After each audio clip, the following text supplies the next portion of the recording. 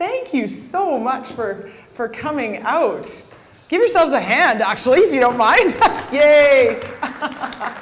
Oh, welcome. So this is a candidate readiness boot camp, how to get ready for the upcoming elections, but it's also a citizen engagement workshop. So an opportunity for citizens to think about this upcoming election and why it matters to them, and some good questions to ask your candidates in the upcoming election, and just your role as a citizen in local government. So thank you so much for being here today.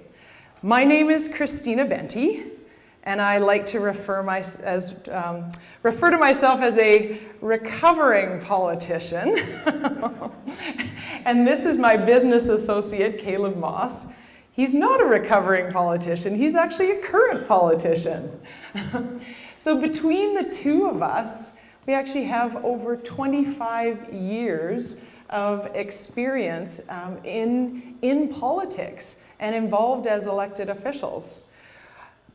Not only that, though, we have an educational background in governance and leadership development and policy development and complexity science, and so we've combined that lived experience and our academic experience to do the work that we're currently doing. So we travel across the country and we work with elected officials.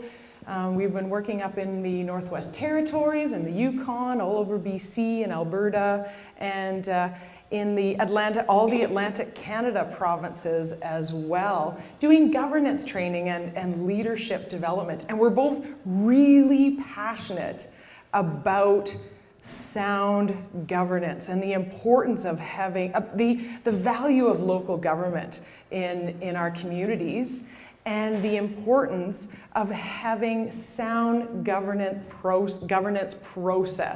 processes in our system. But one of the things that we have observed is that there is a misunderstanding, and it's right across the country. There's a misunderstanding about what the roles and responsibilities are of local government, the roles and responsibilities of elected officials, and that comes from not only from elected officials themselves, but also from the public. There seems to be a lack of clarity around what those roles are and how you can actually influence change at the local level. And so as a result, we part of the work that we're doing now in these candidate readiness is helping candidates get ready, have a broad understanding of what's involved in the job. Why does it matter, and how do you make yourself relevant? So that's why we're here today. And I just, I have 138 slides. So we're camping out? Yeah, you're camping out? You thought you were getting out of here at 9. No, I'm joking. I know, I'm actually not joking about the number of slides I have. But my preference would be that we want this to be useful to you. We want the opportunity for you to ask questions and have some dialogue. Take advantage of the fact that we have extensive experience, not only in our personal lives, but also in our travels. And so we're happy to answer questions and to be helpful to you. Not just, like I said, I have done this before. I've stood up and talked for 7 hours straight. I'm not kidding. And that's not going to happen tonight, because my business partner would never let that happen. Caleb will bonk me over the head before that happens, but we're always in danger of it happening. But I just wanted to let you know a little bit about what we're going to be doing this evening. We're going to This is meant to be fun and entertaining, and it's also meant to be educational. And it's meant to be interactive. So we're going to be going from the broad, why does local government exist in the first place, to what does the job entail, and then how do you actually do your job? So that's what we're going to be covering off this evening. And we're going to end it with the 7 deadly sins and of candidates and elected officials. So don't run away for that. And we've got a little treat at the end for you as well. So there will be some coffee and some tea and some cookies at the break. So you'll have a chance to grab those. But I also wanted to kind of tell you a little bit about what this isn't. It's not an all candidates forum. So it's meant to be educational and broad in its perspective during this session. So we're not going to be tackling specific community issues. Does that make sense? I'm asking you to come with like a sense of curiosity and maybe set aside some of your biases about your perceptions of government.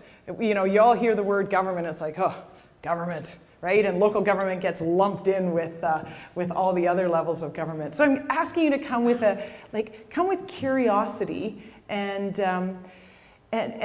just remember, we're not going to be dealing with specific community issues. And I don't know what they are, so I'm not even going to try to make some of them up. But just so you know that that's not the intention of this evening.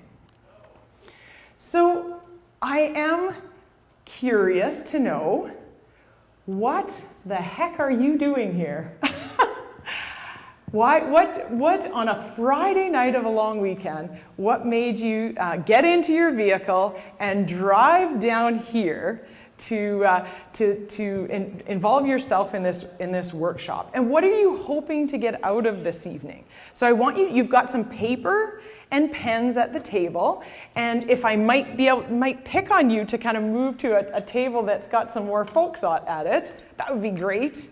And I'm going to ask you to just write down, I'll give you about 2 minutes to write down why you're here, what are you curious about, and what are you hoping to get out of this evening's session.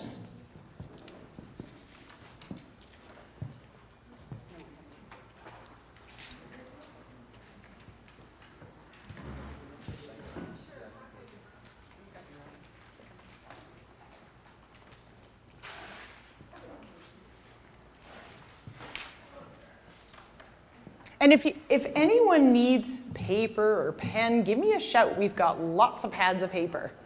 So everybody's doing okay on the paper front and the pen front? Good.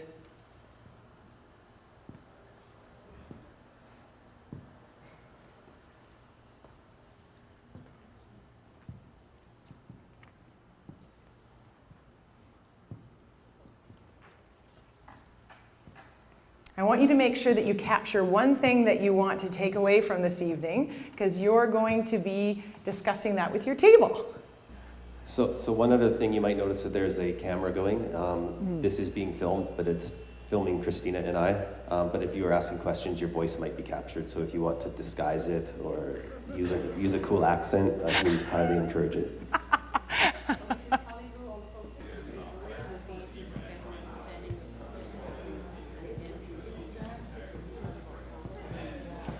Alrighty, come on back into the room. All right, so I am going to go from table to table and ask for a volunteer, and we're going to capture some of these things that you wish to take away, these burning questions, and make sure that they're answered by the end of the evening. Like I said, you do not want to hear me go through 138 slides. So. All right, what about this table? Who would like to volunteer? What do you want to take away? Was there a burning question here or something? I need one volunteer, come on. I said interactive. I think our table was interested in learning from other jurisdictions, mainly yours, and experience from other candidates, what has worked and hasn't worked for them, and why people are getting involved today. Excellent. So, and hopefully, as we go through this and other questions pop up based on our experience, and again, some of the things that we've observed across the country, we're happy to answer those questions. So, don't hesitate to raise them as we go through this. That's great to learn from other jurisdictions and other people's experiences. All right. How about this table? There's only 2 of you, so one of you has to volunteer. Okay. Well, what brought you here? I'm always interested in politics. Okay. And local politics is my favorite. Yep. Well, all of it is good. Yay. I'm hoping to learn from you because you were mayor of Golden Yes. for some time. Yep. And I'd like to get some insight as to what it's like to be the mayor and the pressures and from your staff, from the CAO, from the development community. Development seems to be the hot issue that we always get into trouble in every community going, and especially here in the Okanagan because we're growing so fast. Yeah. That's what I'd like to know. Okay, all right. I can certainly tell you what it's like to be the mayor and what the challenges are and some of the pressures, some of the joys, and from my experience.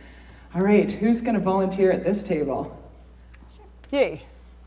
So I would say certainly we're curious about the process itself and what we can learn from what you have to share, as well as curiosity about who are potentially running out of this crowd, and learning some good questions to ask as well. Excellent, good. Yeah, being able to ask some good questions of the candidates and being prepared for that. Yeah, we're going to cover that. That's great. All right, what about this table? There's happy anniversary. Now I'm going to sing a song. Yep.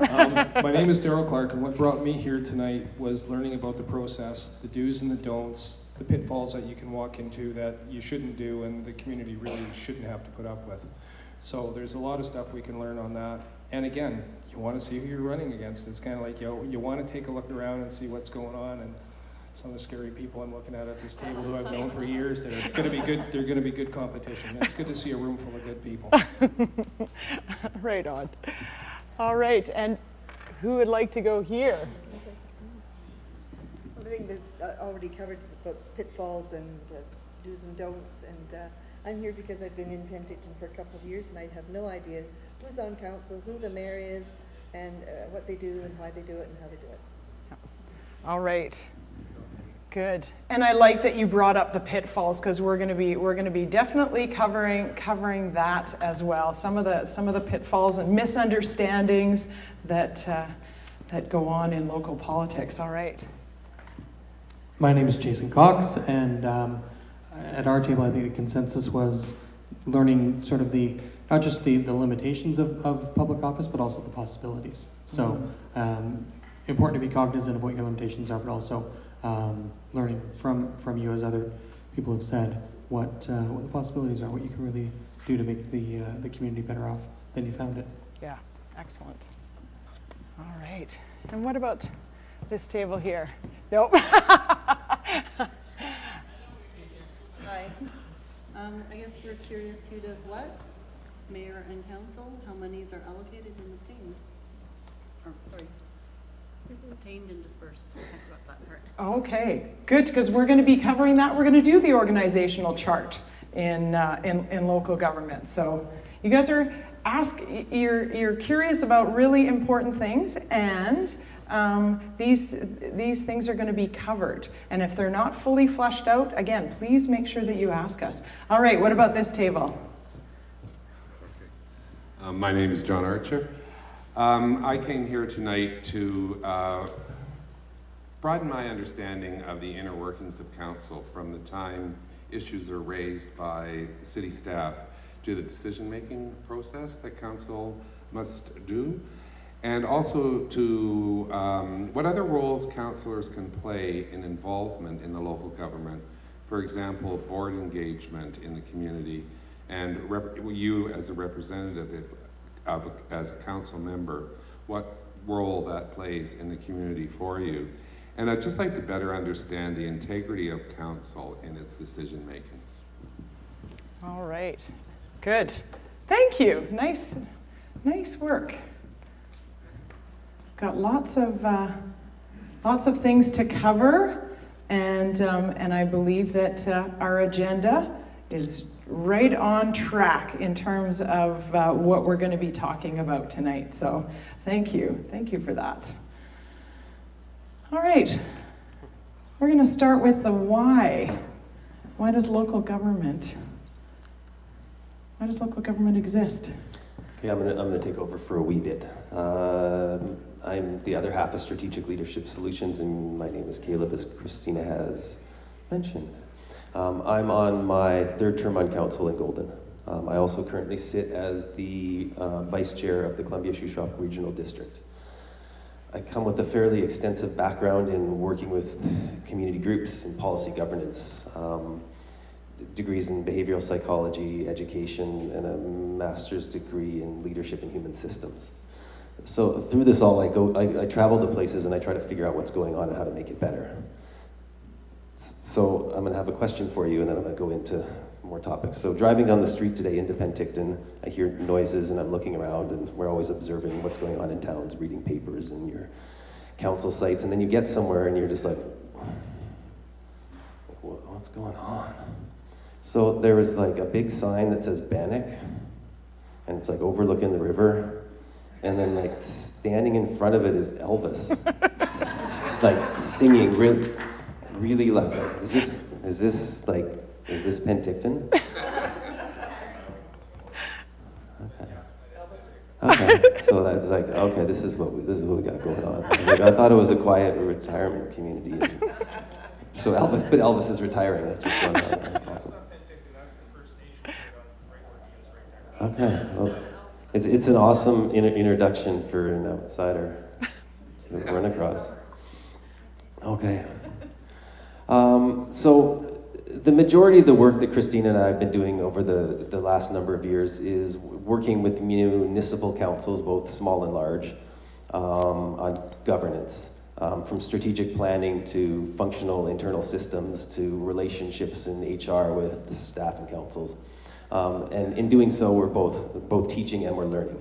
And so part of what our learning has transitioned to is this. This is what we've been doing the past. It was in Alberta last year, and then in the past couple weeks prior to this election. And it comes out of so many of the communities that we've gone into are not functioning optimally. They're having difficulties. And it's conflictual, and it's behaviors and systems that aren't operating at the highest level possible. And part of what we have found is that in so many instances is because councils and municipalities have gotten off on the wrong foot. They've started poorly through the election process, and it has transitioned into a troublesome learning time that could have been avoided if some things were done first.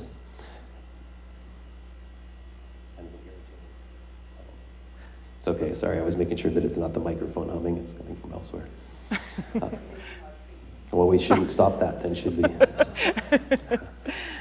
So part and parcel of this design is meant to begin the process of reintroducing as much as possible from as many communities as we can the notion of civility in politics. I think we've sort of lost our way that, and we have some assumptions on why that is. And part of it really has to do with a misunderstanding of how it all happens. And we're fairly sure with a different a dose of education and a collective group that enters into these things with a different and joint perspective, we can begin community by community addressing some of this.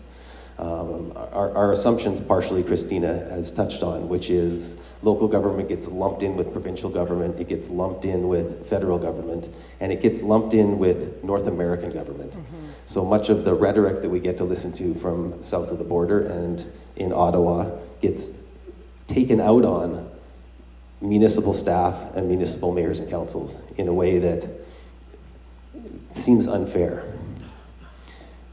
We understand sort of why it happens. It's because those are the people that are closest to you, but it shouldn't be that way. So in changing the conversation, we begin at a higher level, which is why local government even exists in the first place. And so the first step in addressing that is local government actually isn't an independent level of government. This is news to some people. We don't have civics in schools anymore, but this is news to some people. They're like, yeah, it is. It's its own level of government. Actually, it's not. Local government has been created, and it was created by the provincial government.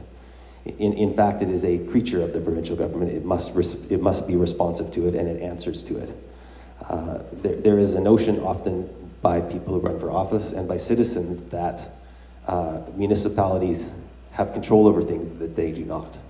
And this is often unclear from candidates who enter in thinking that they can do something that isn't actually in their bailiwick. And this is true of citizens who have an expectation that their local government can have effects on things that they really can't.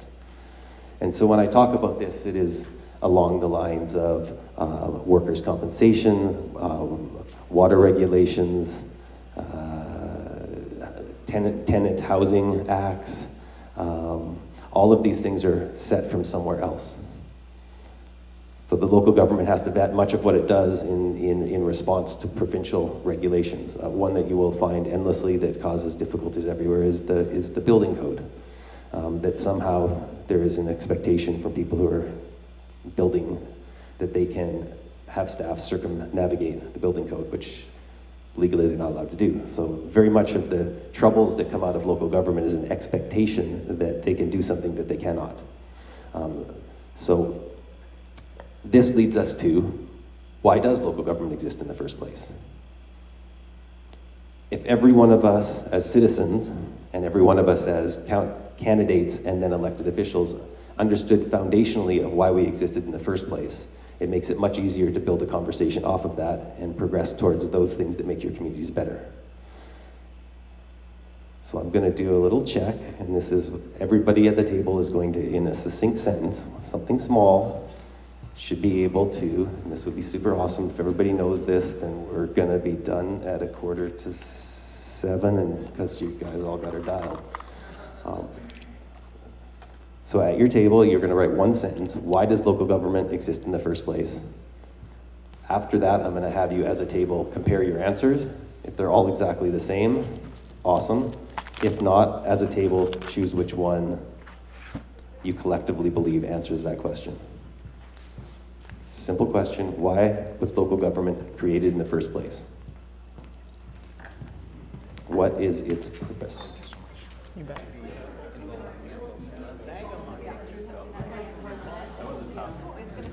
Okay, we're going to bring our attention back to the front. Back to the front, back to me. Just pay attention to me. I have a fragile ego and need attention. Thank you. I'll take negative attention even, that's why I'm in politics. So from several tables, we're gonna take a sentence that starts out, local government exists, or local government was created to. Either Right. pick and choose, or somebody can be exuberant and volunteer. All right. I'll take the hit. We've collectively discussed it, and we feel that local government best exists to bring a local community together and not only serve its needs, but give it a certain amount of power and leverage to influence the greater province or country. All right. Okay, how about this table? Local government exists Local To- government exists to take the burden off the provincial body and all the day-to-day activities in any urban or rural area. Info then can be uploaded via a vehicle like UBCM. That way they collect better information and we can get back better information. All righty. And how about this table here? Local government exists. To meet the everyday needs of citizens in the community. All righty. Same thing? Yep. Okay. Anybody else want to add anything? Frank? Local government exists. I just it's local infrastructure services are sort of a prime role of the local government. All righty. Oh, everybody can go home. No. Okay, so we're going to go with this, that none of your answers are incorrect. However, I assess them often as too broad. Now we could drill them down a little bit, and they would reach a correct place. But taking care of citizens' needs could be interpreted as, if you had 6 people around the table, making sure their health care is okay, making sure their education's taken care of, which isn't actually why local government was created. We could say picking up the pieces for that which the province and the federal government drops, which would be everything often in rural Canada. So I don't know if we're actually going to be taking care of local in defense. Not really. So we could drill those things down, and yes, they can. So there was a reason why local government was created in the first place. And it's very simple. Oh, there, we have a question, and I'm happy to just jump around. Yes?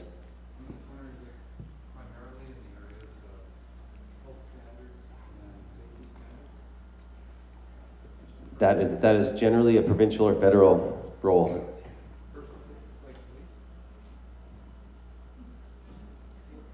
So even when municipalities have to pay for policing, they're not in charge of policing, and the rules and regulations upon that are applied from elsewhere. You just get the joy of paying into it. Yes? When were local governments first established? I mean, how long have we been around as a local government? In BC, let's just say BC. At least 100 years? Yeah, I was going to say just slightly more than 100 years. The oldest communities are just over 100 years. I'm going to, and it's awesome, and then we're just going to build a whole awesome life off of it. You're going to go home and change everything. It's amazing. It's simple, and it'll make sense to you, and then on we go. Local government was originally created to provide local services. It was designed as a service delivery organization. The province at the time decided that local services could best be decided upon and delivered locally so that they could be unique to each community. Out of the notion of service delivery came the things that we now apply. So it gave municipalities the right to collect taxes, assess fees and services, or fees and charges, search out grants, etc. All of those were put in place in order for local governments to provide local services. Fundamentally, local government is a service provider. It is not a business. It is not a catch-all for everything. It is a provider of services. It started simple. In the 100+ years since inception, it has become more complex. But fundamentally, you're a service provider. And interestingly enough, if you think about how old Penticton is and the services that have been provided here, over the years, those services have gotten broader and broader and broader as time has gone on. But at the end of the day, again, it's pretty, it seems pretty simple, but it's very foundational and elementary, and it's important to understand that that is why local government exists. In other words, I want predictable, safe, secure services. I want to turn on my tap and I want water to come out. I want to flush my toilet and have it disappear. I want to be able to put my garbage out at the end of the road and my recycling. I want that to disappear. I want to be able to run on trails that aren't overgrown. I want to be able to drive on roads that are in good condition. I want to show up at my rec center and have it open up predictable hours, right? So safe, secure, predictable services. And again, most of these services exist under the radar, right? You don't want to have to think about them. I don't every day think, oh my gosh, I wonder when I turn on my tap if water's going to come out.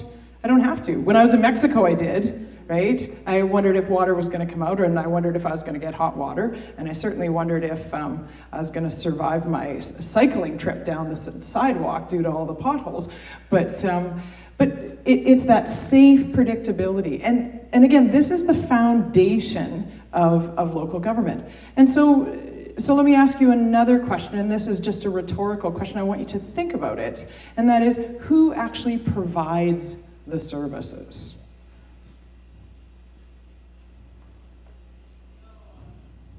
Staff. I saw somebody mouth it. It is staff that provide the services.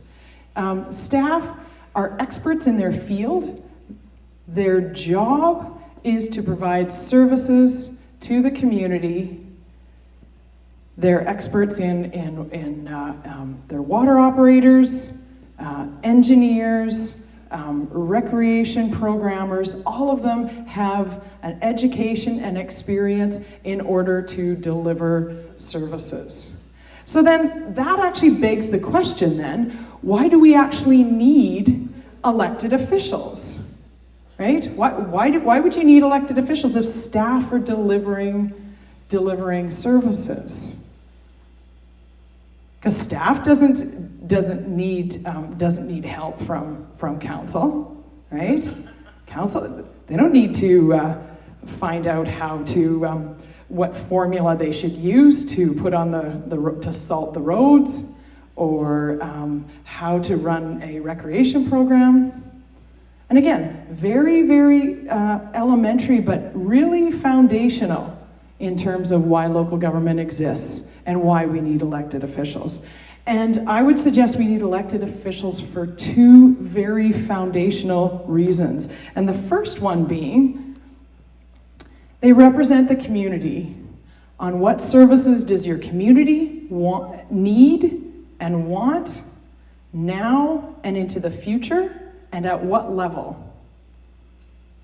That's, again, very, very foundational. The job of elected officials, all of the vision, all of the policies, all of the bylaws, the strategic direction, it ought to be in service to what are the services that your community wants and needs now and into the future, and at what level.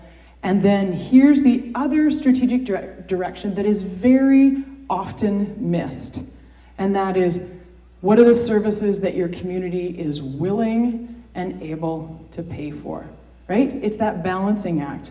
What do you want, and what are you willing to pay for?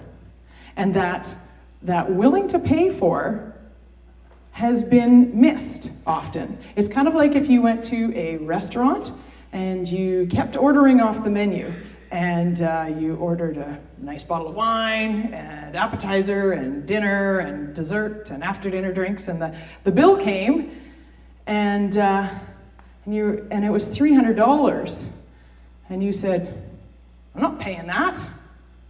I'm okay with eating a $300 meal, but I sure don't want to pay it. I'll pay $30, right? No business would actually let you get away with that.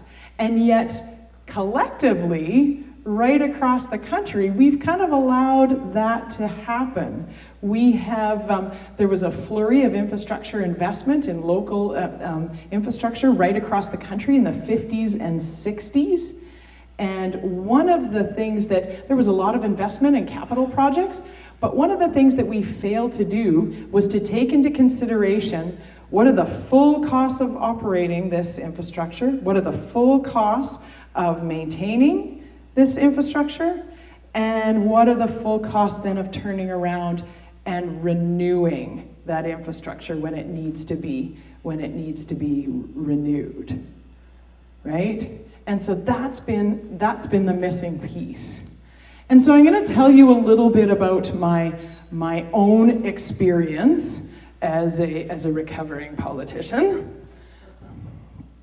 So I ran in 2002 for council, and I have to. I had an educational background in governance, but I actually really didn't understand what services local government provided. From my perspective, I paid a lot of taxes, and I actually didn't think that I got a lot of services. I ran with a crew of, there were 14 candidates running for 6 positions, and I thought it would have been amusing if the entire council was wiped out and we were all new. And boy, was I ever grateful that that didn't happen. Because once I got behind the table, I learned the nature of all the services that local government provided. I became a real advocate for those services, and started to understand the complexity behind what local government does and why it exists, and the fact that we don't actually really think about it. It exists very much under the radar, and we don't want to have to think about it. So when I became mayor, for those of you who have businesses and you are familiar with, you keep track of your assets and your liabilities, and you take into consideration all of the depreciation of your assets.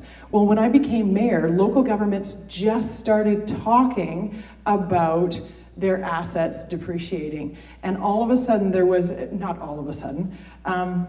became an awareness that we had, as a community, we had focused most of our attention on building new infrastructure and new things, which is great, but we had underinvested in our existing infrastructure. So, when we take a look at it, it was like, we should actually be investing $2 million a year in our existing infrastructure, but we hadn't. We were investing less than $500,000. And so one of the challenges that we faced as local government was facing that challenge and putting systems in place in order to deal with it. So all of our policies and all of our financial planning, our long-term financial planning, really focused on how can we make sure that we're sustainable as a community in our long-term investment. And what I can tell you is our community is not unique in that. There are infrastructure challenges right across this country. I just spent a couple of weeks in Newfoundland, and they have some of the oldest infrastructure in the country. And they actually have to choose between water and fighting a fire. You can't do both on the same day. It's if there's a fire that needs to be fought, then you don't get any water. And so there's huge challenges, infrastructure challenges right across this country. But that was a real eye-opener for me. Because I really, like I said, I was one of those candidates that I had no idea what all the services that I got as a resident.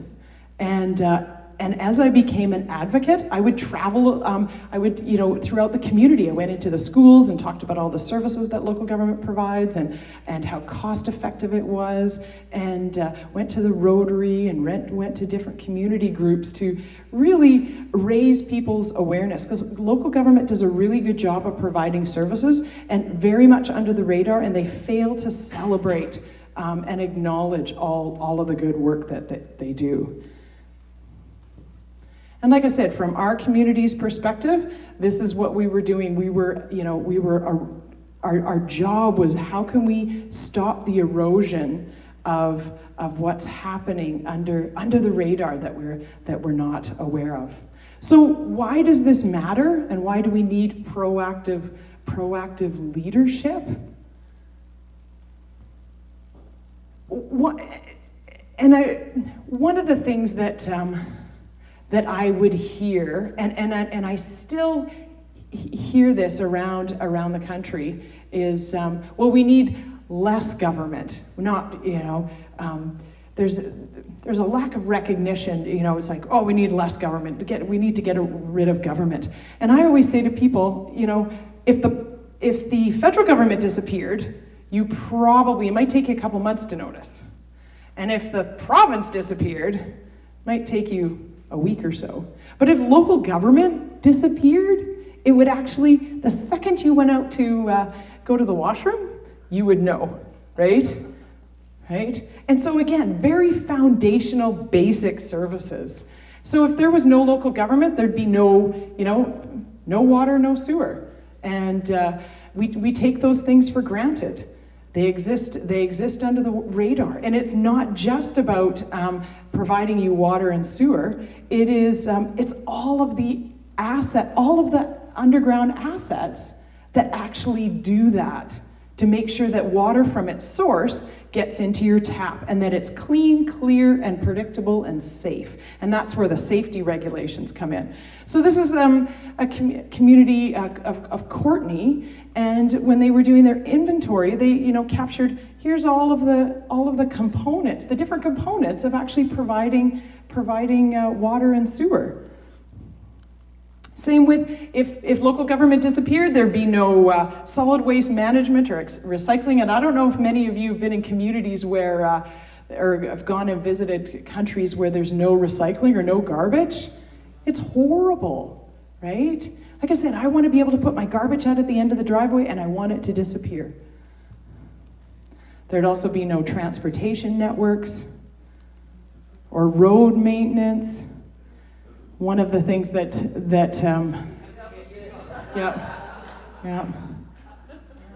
or safe sidewalks. And one of the important recognitions is the fact that every time you add additional roads or sidewalks or trails, all of those things are adding to your community and making it better, but there's a cost to provide that, right? So looking at, again, Courtney here, they've got 156 kilometers of sidewalk, and 10 years ago, they only had 50 kilometers of sidewalk. So again, sometimes you'll hear people complaining, why is there so many staff people that work for the town? Well, part of it is when you go from 50 kilometers of sidewalk to 150 kilometers of sidewalk, there's more to look after, right? There's more to care for.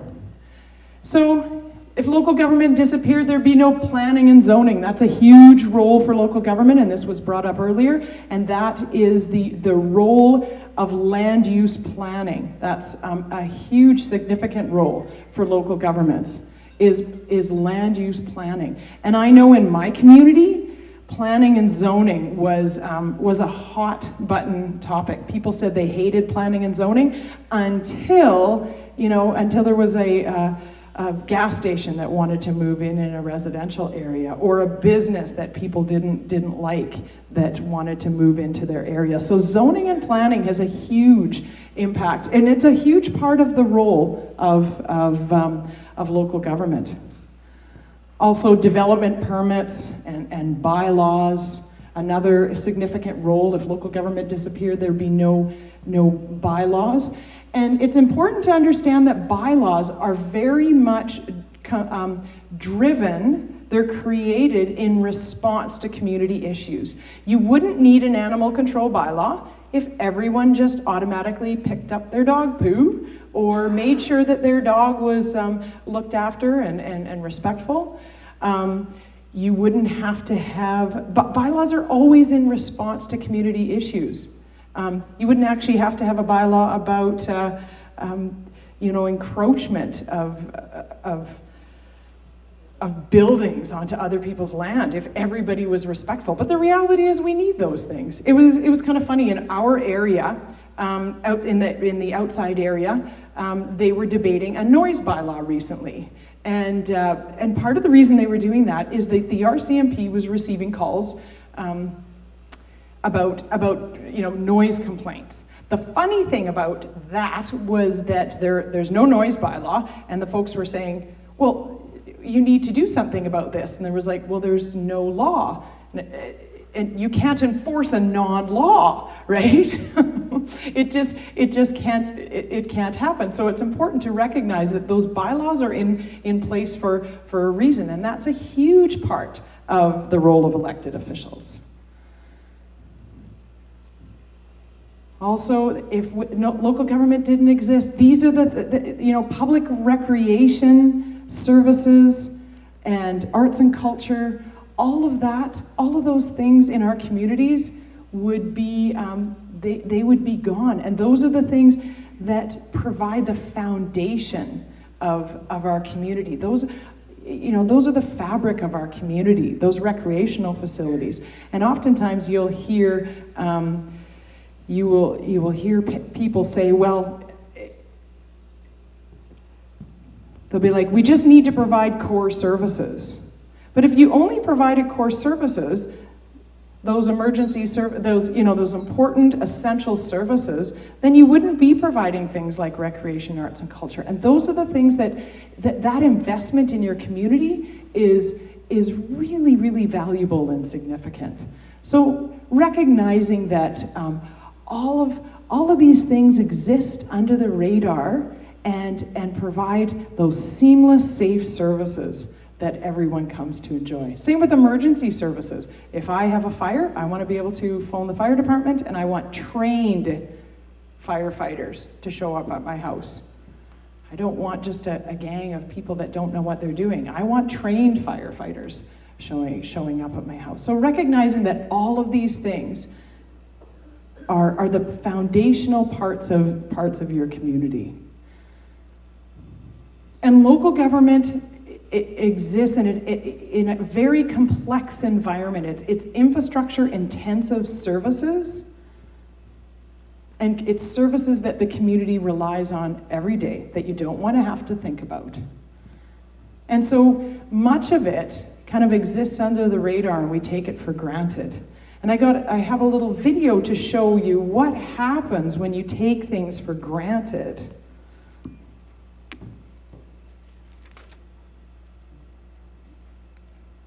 So did you say you were going to make dinner? I couldn't remember. What? I just wish you'd take some initiative and cook your own dinner for once. I've been at work too, you know, and now I get to come home and pack the dishwasher and then unpack the dishwasher and cook dinner and put the washing on, and you know what? I can't continue to live like this because it's not me. Hey, relax. It's going to be all right. How? Here, I'll just show you. Okay, I've been doing this since we moved in. See this basket thing? I don't know how it happens, if it's the house or what, but any dirty clothes you put in this basket, somehow the next day they're just clean, folded, and in a perfect pile on your bed. You're not serious. I couldn't believe it at first either, but it just keeps happening. That's why I didn't tell you. I didn't want to jinx it. You are insane. Try it, you'll see. Unless it's only chosen me. See, I don't know. I can't do this. No, wait. There's other things too. Plates, cutlery, pizza boxes, dirty tissues, anything you leave on this coffee table just vanishes overnight. I mean, sometimes I'll see how far I can push this thing and I'll just leave shit everywhere. And then sure enough, the next day, it's all gone. It's just vanished. It's magic. No, she wouldn't have left me. This is what I think happened. I heard her get up in the middle of the night to get a drink or something. She must have fallen onto the magic coffee table and just vanished. Are you insane? No, he's not insane. I've got the same coffee table at home. So, before you are overly critical of local government, keep in mind that maybe it's a magic coffee table. That's some of you are probably feeling guilty because you've got one at home, right?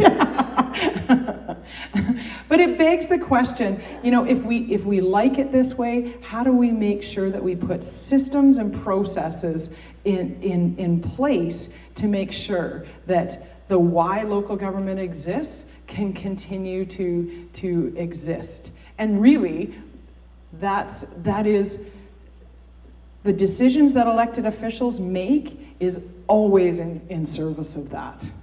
And we have to stop pretending that there's no cost. I wake up in the morning and the snow's gone, or like I said, I turn on my tap or put my garbage out, and there's a cost to that. There's a cost to provide those services, and that's one of the challenges that elected officials have to grapple with, is how they're going to make sure that they have safe, sustainable services now and into the future, and they can take a look at what is the community able and willing to pay for when it comes to services.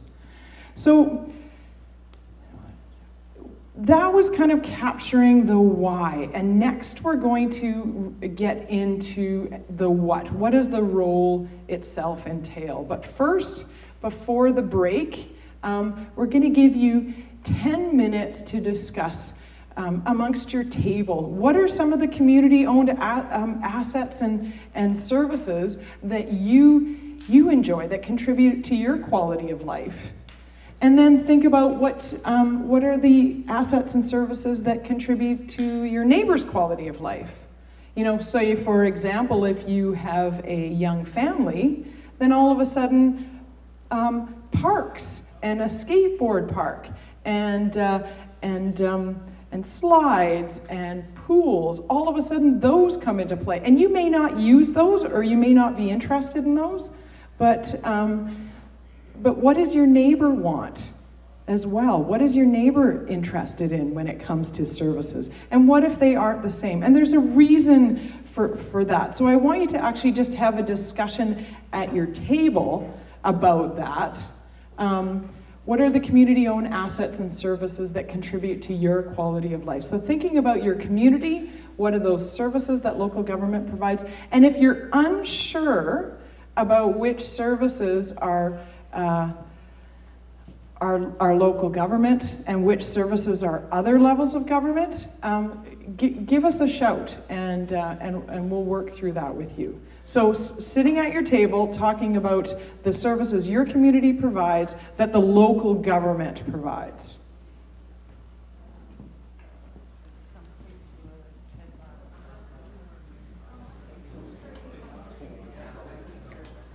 No.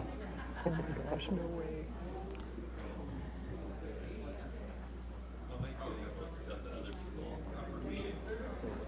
So many of you are starting to clue into the understanding that Christina Benty at ChristinaBenty.com really could talk for 7 straight hours.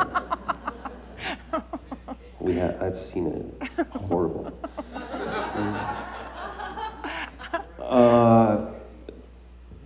Brief recap. Local government was created as a service provider. We asked the question, why do we need local officials? We know that staff exist to carry this stuff out. That's why we have a municipal staff, is to carry out service provision.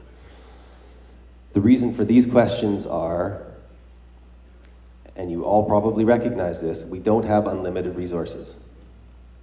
If, as municipalities, we had unlimited resources, every single person's wish and whim would then get more staff attached to it that would carry out their wish and whim.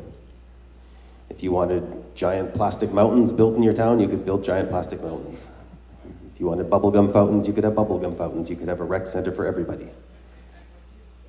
You could have new roads every year. You could have perfect trails everywhere. It doesn't work that way because there's limited resources. What this turns into is the final question. What if they aren't the same? What if what people want isn't the same? What we've got to do then is we design a system where we have democratic choice. We have a pretty cool system the way it's designed. I think when it's engaged in optimally, it works exceptionally well. It's just not necessarily always engaged in optimally. So the next phase that we're going to move into is how the system is structured, and if you apply it properly, how you increase your chances of both high-functioning community and lessen the chances of spending your limited resources squabbling and yelling at each other. So local officials, or elected officials, are in place because there are limited resources, and choices and trade-offs need to be made in determining what services and at what level. We're all good with this? Awesome. So but we're going to take a break shortly, and because the lights are on and there's wonderful waiting people that are going to take care of us. But before that, in the 3 previous nights that we have done this, we have recognized that there are many questions, and it is important to provide time throughout rather than leaving it all to the end. So we're going to give like a 10-minute chunk here for any questions that have come up during the first portion of this, or any questions that you bring with you, or anything that has to do with local government that Christina and I can answer for you. So it's anything that you are sitting on that you want an answer to, we will do our best to provide it.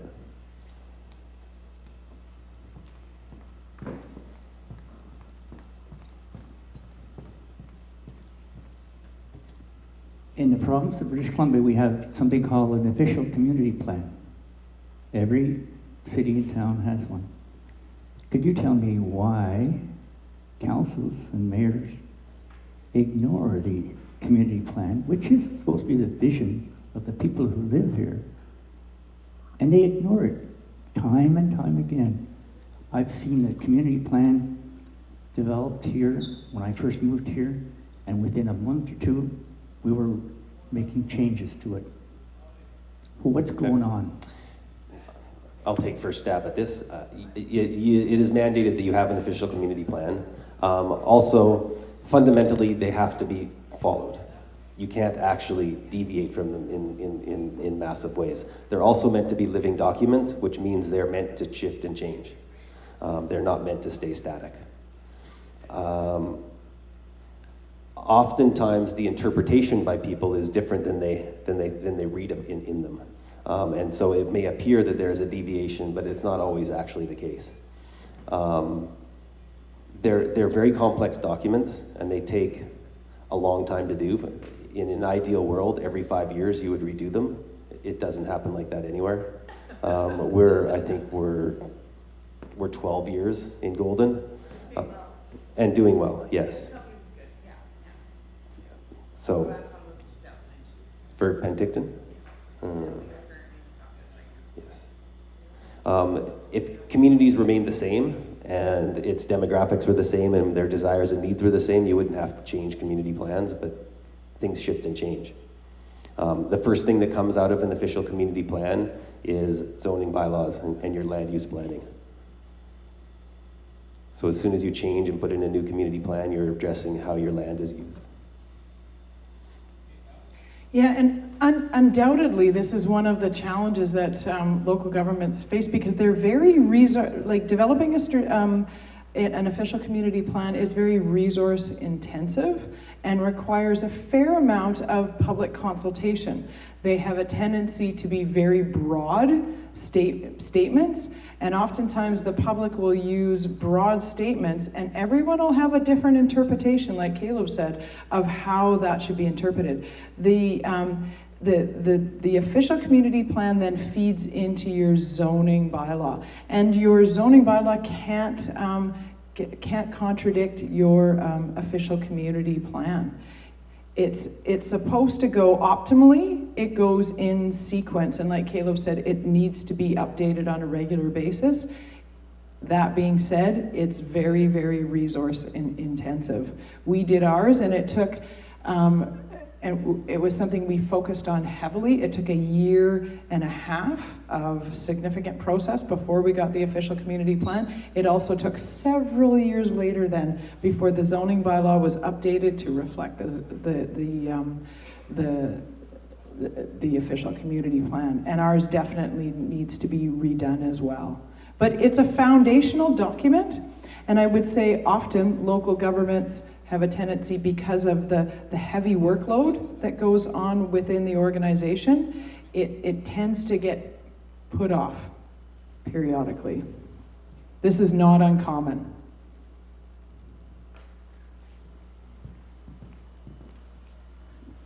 It's my understanding that when new residential developments are in the process and they're planned and they're being developed, that the developer pays a cost associated with that in installing the infrastructure to service these properties. Is it the same for industrial properties as well? And if I'm just curious as to what percentage developers pay of the total cost of those services that are installed for properties, either industrial or residential. I can appreciate that your annual taxes maintain those services, but the costs themselves. So that is very much a policy decision of council. I think that's actually my phone. Sorry. Ooh, $5 to everybody, right? That is very much policy direction. Council gets to determine what the developer will be contributing to those infrastructure and amenities. Again, that's a decision, that's a policy decision of council. One of the tools that the province has developed that is very useful is an infrastructure calculating tool, so that you as a community know what the cost is. Because it's not just capital costs when you get new infrastructure and assets, it's also, again, the ongoing maintenance and operations and then the renewal of that infrastructure. So all of those critical conversations, council gets to have and gets to set policy on that. So that's part of their job. So when Christina says it gets to set policy, you can have in your bylaws that they pay nothing towards that. It's not obligated. Yeah, it would not be obligated. So there's something called DCCs, development cost charges, but these are things that are developed over time. So if you're a community that says parks and green space are important, you can have it mandated that every new development has to have X percentage that is green space, X percentage that they have to build a park, and that they have to do sidewalks, and that they have to do their water, or you can have nothing. It's all a policy decision that rests with council, because that's level of service. It's also my understanding that drafting bylaws can be a very burdensome and tedious issue. Why is drafting bylaws such a difficult process? Well, because it's very much a legal document, and so it has to be reflective of the legislative environment. Like provincial legislation, it can't defy provincial legislation, and it has to be. It is a complex document that has to take a number of factors into consideration. So, but we're going to get into this in a bit. Bylaws and policy is very much the role of elected officials, and it's that high level work that is that role. And oftentimes you will see councils getting into the spin cycle of arguing about things like the color of a bench or which tree to cut down, and because it feels very tangible. But in the reality is their job is setting direction, strategic direction, through things like bylaws and policies and resolutions. So when cities say want to ban plastic bags, is that a bylaw, or that has to be a bylaw? Anything that the city mandates about certain consumer issues and things like that. So, and another thing you have to take into consideration that if you're setting a bylaw, that it's enforceable. And there's fairly extensive research that has to be done to determine whether a bylaw is in fact enforceable, and are you going to put the resources behind it to enforce that bylaw? Because if you create a bylaw and you don't put the resources to be able to enforce that, it becomes it becomes problematic. And often, again, the temptation for elected officials is to set bylaws and put bylaws into place without putting the commensurate resources in order to be able to carry them out. The other temptation that often follows is that it's tempting to put bylaws in place that are that you regulate at another level of government. So it's really important to recognize, does this fall within our authority and our responsibility in order to carry out? So a rule of thumb is that policy sets direction, bylaws entrench it. And bylaws, I just want to say one more thing. Bylaws are also very complaint driven. In general, the bylaw officer does not drive around looking for infractions, except when it comes to parking. I've had enough parking tickets right across the country that when my dollar runs out, the bylaw officer is right there. But the bylaws are very complaint driven, so enforcing bylaws is often a reflection of folks complaining that a bylaw's been violated. So. What would happen if a city passed a bylaw that directly violated a provincial law? you can't do that. Yeah, it wouldn't hold, like it's illegal.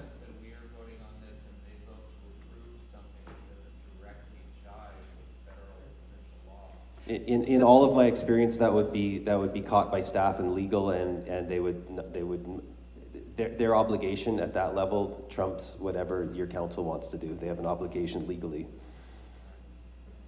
This comes back to that first statement around local government's not its own level of government, and its powers exist at the will of the province. So would an example of that be the province of British Columbia not wanting a pipeline, and the federal government wanting a pipeline, and legally fighting over who has the authority to do it? That's an extreme extrapolation of something that's probably simpler.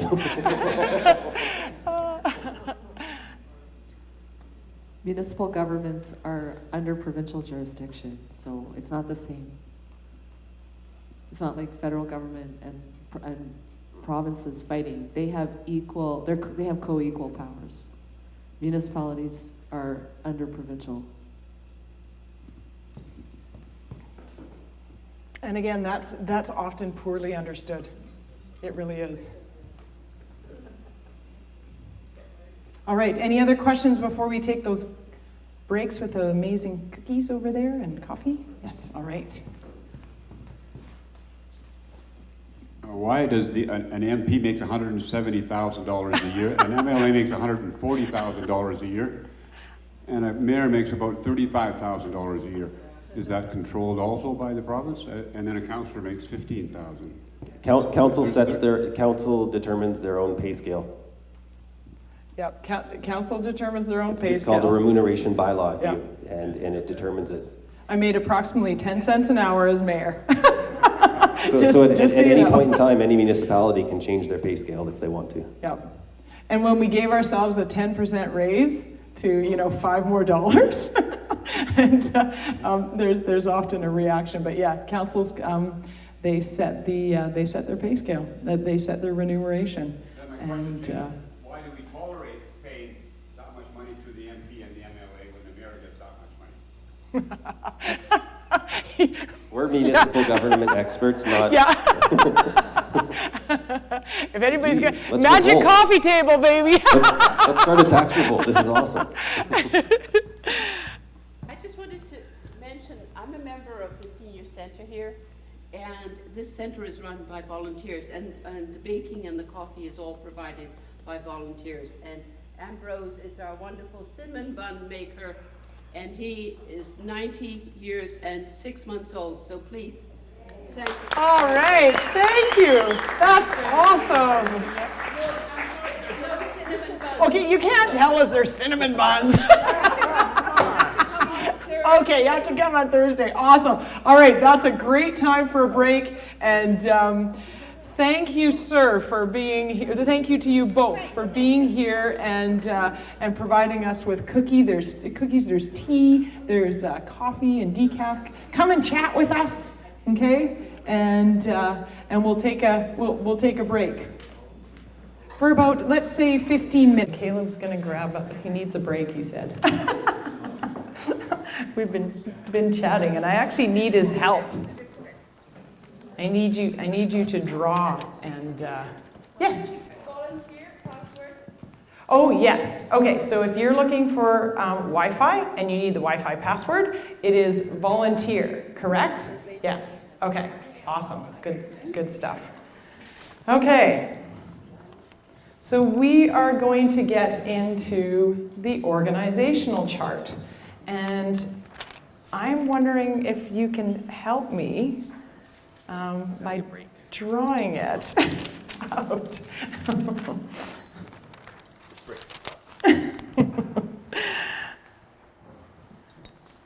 So often there's a lot of confusion around, again, what's the role of staff, what's the role of citizens, what's the role of council, and we're actually going to draw out an organizational chart. So let me ask you a question.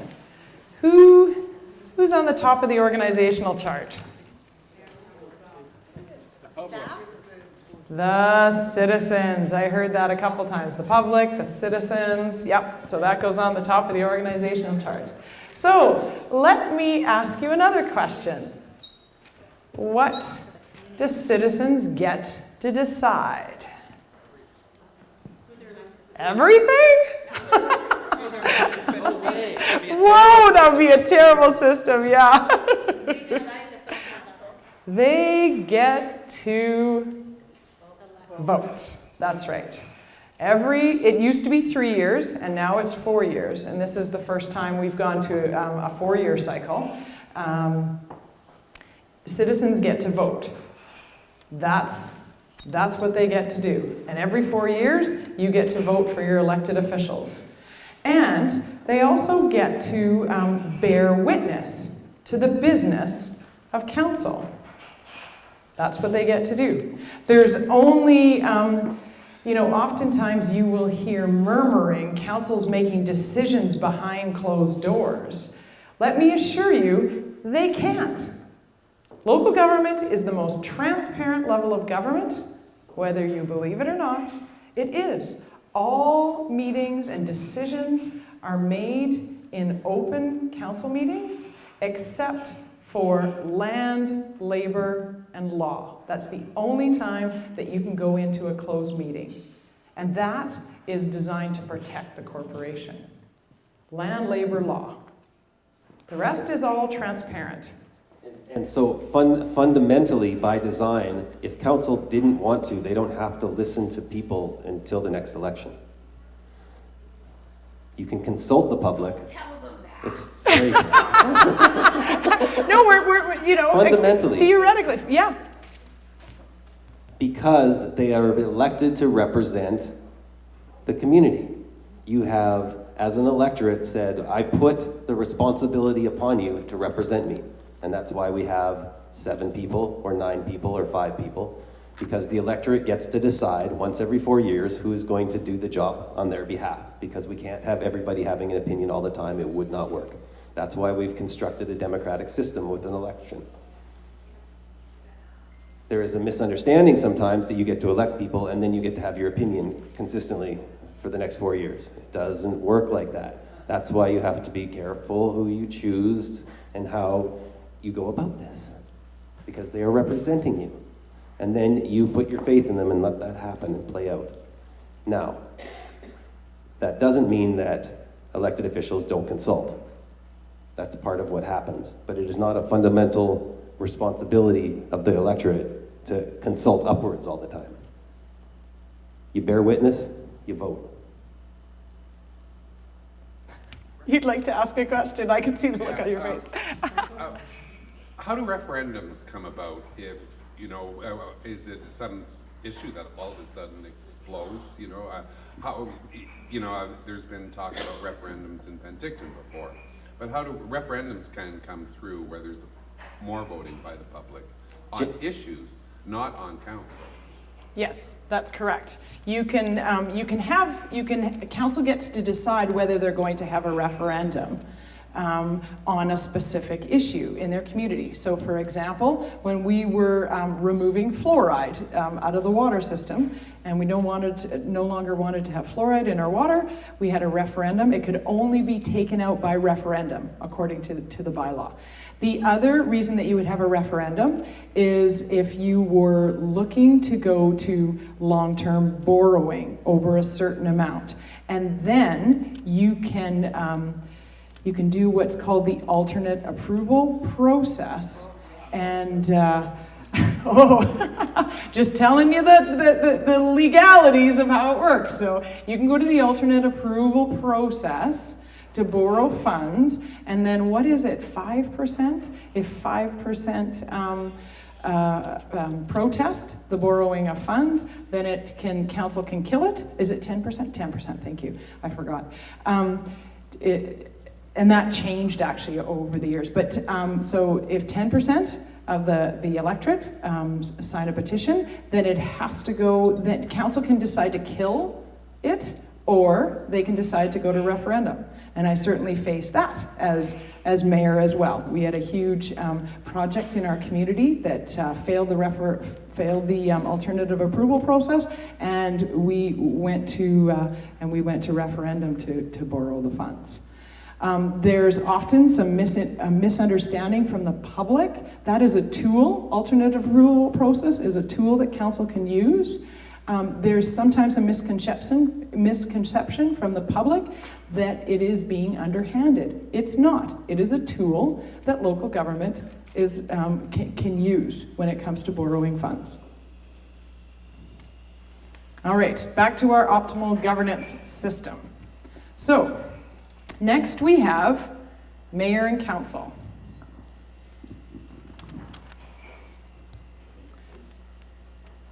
So you elect a mayor and council, and they are formalized direction setters.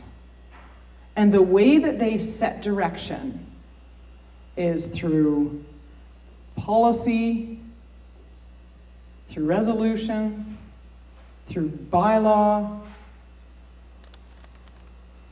They set taxes and fees and charges.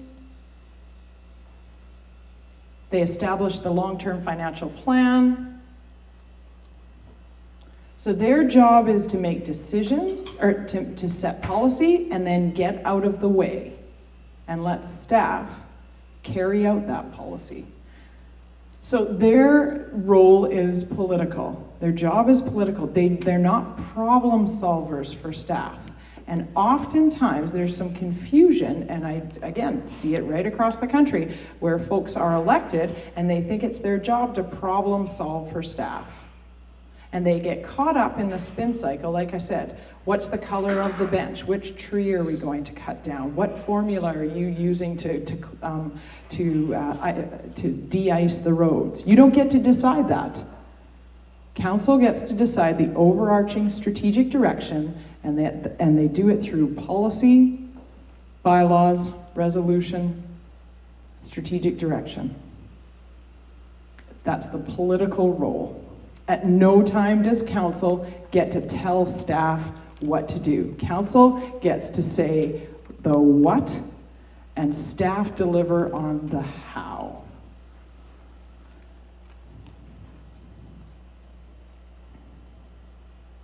So staff's job is to provide expert advice. They are trained, they're educated, they have ongoing professional development. Their job is to provide expert advice to council. They provide expert advice through by providing options and consequences to those options. They're apolitical. Their job is to be risk averse. They have an obligation to be risk averse and to protect the corporation more than they have an obligation to listen to council. They must, in first order business, they must protect the corporation. And that's legislated by the province. So they manage risk, they carry out the legislative environment that has been established by the province, and as was asked earlier, that can't be defied. Because believe me, there was actually an issue in our community, and if we could have kind of defied the province, I would have. But you can't. So staff's job is to carry out, to operationalize. Now, that being said, council controls the budget and the financial resources, and again, the tax rate and the fees and charges. They get to establish that, and those are the resources that staff need to carry out council's strategic direction. If those resources are not provided to the staff, then they can't carry that out. So their job is apolitical. Council's job is political, and staff's job is very apolitical. It's really important for staff to be politically savvy and know what is palatable to the community, but their job is apolitical. They may even disagree with you know, their job is, again, to provide that expert advice and those options and consequences, and council's job is to determine which risk they are willing to assume. So then let's talk about the one employee system. Council has one employee. The CAO, that's correct. One employee, that's how governance works. And it's not individual councillors that have one employee. Council as a whole has one employee. And the job of the CAO is to, again, to be risk averse, to support the corporation, and to translate council's strategic direction and policy direction to the staff. And their job is to operationalize it. What's that? Yep.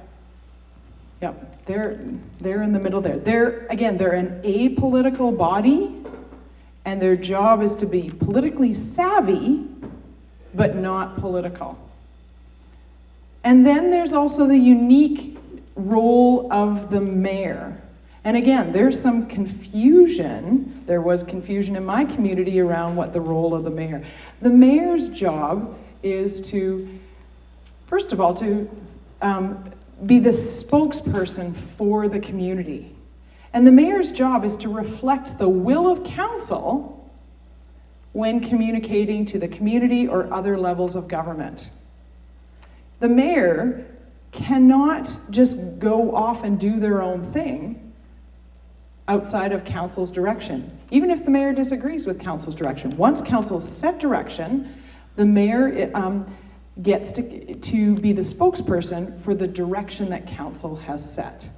And council, the CAO and the mayor, there's the interface, you know, they're the interface with, between staff and council, and a healthy mayor-CAO system means that there's a recognition about the ceremonial role of the mayor, the spokesperson role of the mayor, and then the managerial role of the CAO. And those are, again, two very, very different roles.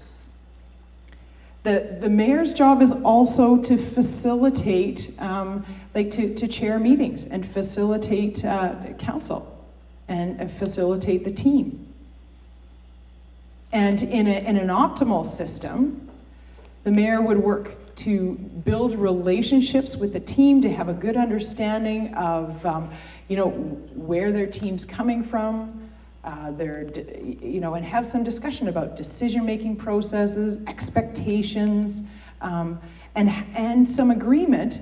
Facilitate a conversation about how you're going to conduct yourself out in the community and establishing expectation. So one of the things that I did after I was elected is, again, we'd have a meeting, and I would say, okay, here's what I expect. I expect you to show up to council meetings prepared to discuss. I expect, you to participate in discussions and be part of the decision-making process.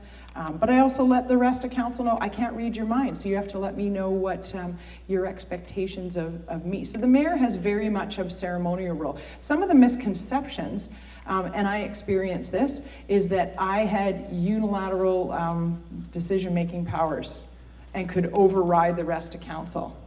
That is not the case. And one of the things, and I would recommend this to. It's important to remember that the team of 7, when a vote is taken, and if it's 4-3, staff follow the direction of the majority of the decision that's made at the table. A numerical example is very simple. So if we're saying that you're setting rates and fees for something, and say it was the recommendation and the council goes is $10, and 4 people vote for $10 and 3 people vote for $0, staff doesn't go away and do math and set the fees at $7.50. If 4 people vote for $10 and 3 people vote for $0, it's $10.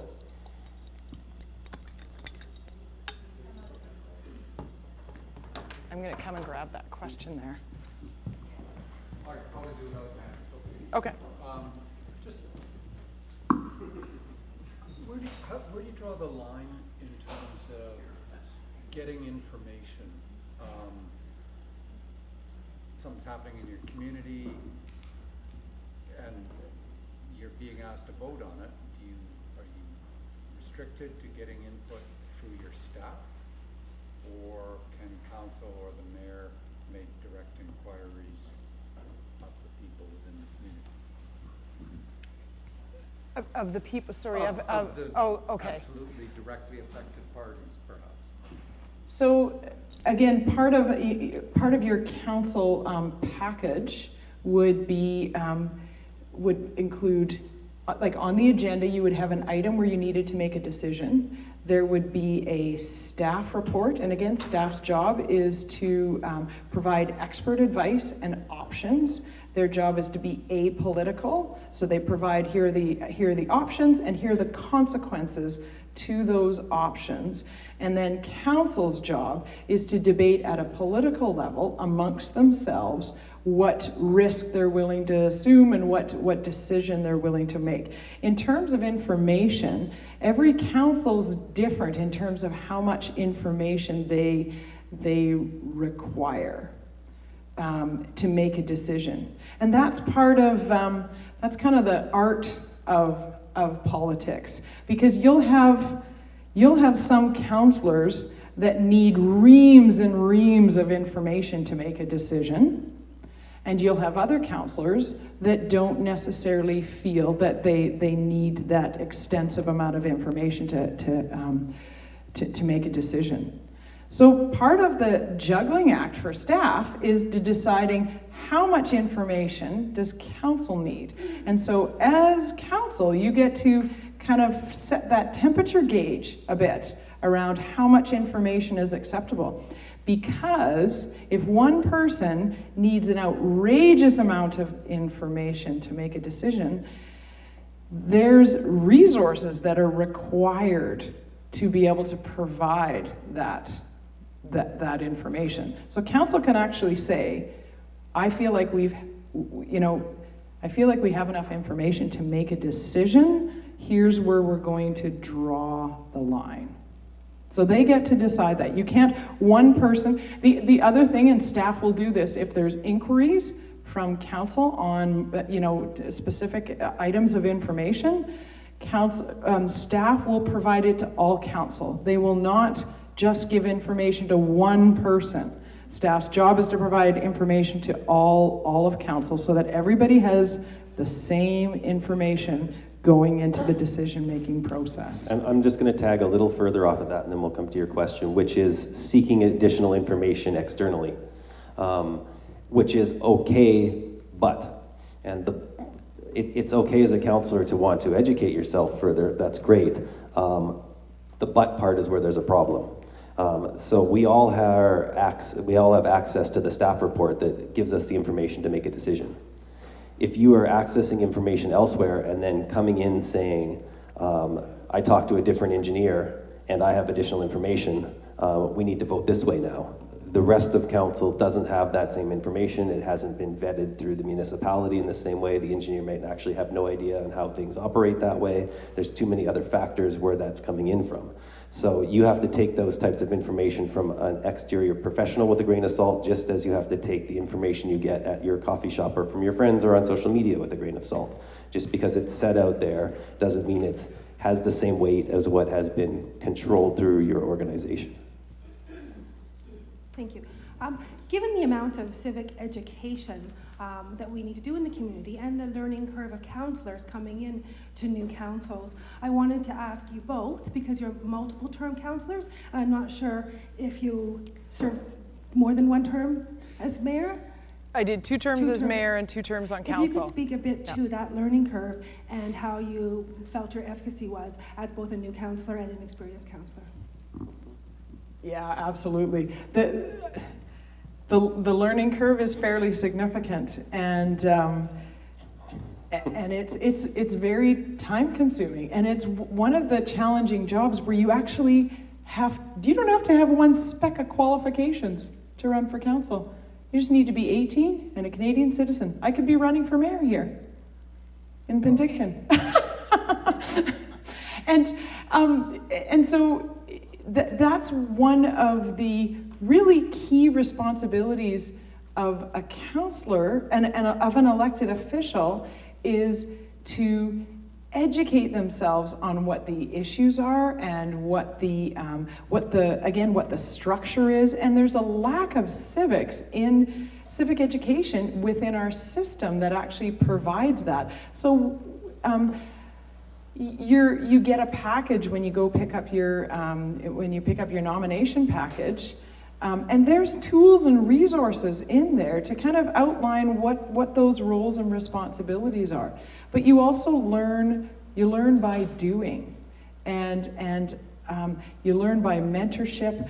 I said earlier, I thought, it would be really funny if all of council was wiped out, and I was one of 2 new people around the council table. And like I said, my teammates were invaluable, and I used them to learn how to do my job. And I spent hours in reading and researching and getting familiar with what the roles and responsibilities were, and then how do I get to do my job better. And interestingly enough, council was a certain amount of level of effort, and then the mayor was a whole another ball game. And there is professional development opportunities through area associations that provide that professional development training, ongoing training. But there's more work that needs to be done, for sure. See, that's me talking for 7 hours and going on and on. It's you've identified one of the challenges to the job is that it's learning. But I wouldn't trade that experience for anything. I learned so much during my 12 years in local government. I learned a significant amount, and the new elected officials will too. I'm going to cut you off. Okay. It's enough. Steep learning curve. Yeah. You after you get elected to council, you go to a meeting and you're expected to be the same as the people who have been there for 10 years or what's been being decided for the last 50 years. The meetings carry on, the business of the municipality carries on. It does not care that you are new. Problem is that some of the training that Christina speaks of doesn't happen until a couple months down the road. If I'm somebody who's coming in with a request to the municipality that needs a complicated decision, and I have somebody that has never attended a council meeting, doesn't understand policy governance, hasn't put any time into figuring out how the system operates, and sits there and then votes against something that I've spent hundreds of thousands of dollars preparing, I'm pissed. So there's a certain obligation as a councillor that you're never going to know the role beforehand, because it's one of those ones you have to learn by experience. But there are some fundamentals that would be necessary beforehand, because it's a steep learning curve, which is understanding some degree of policy governance, having attended council meetings so you know how the system works. Of course. You talked about decisions 4-3. Yes. But to me, that means you're almost 50-50, right? The way the system is set up is to make sure that you're not 50-50. 50-50 means no. I understand that, but what it also means is you kind of got people trying to go in 2 separate directions. So do you find that decisions are frequently pretty close like that? Or typically, no, we're usually getting 5-2, 6-1? It so varies from place to place. The most difficult ones are when it's 4-3, because it means generally that if you're looking at it like without worrying about people's personalities, it means that the community is somewhere near the middle on what it's going to be. But these things need a decision. You can't just sit there and wait till it goes 3-4, which is the same thing. And the mayor always votes last if it's 3-3? No, the mayor is obligated to vote just like every other councillor, and some of them wait till the end, but there is nothing that says that's what happens. The mayor can vote right away. The mayor can. And if you don't vote, that is a vote in the affirmative.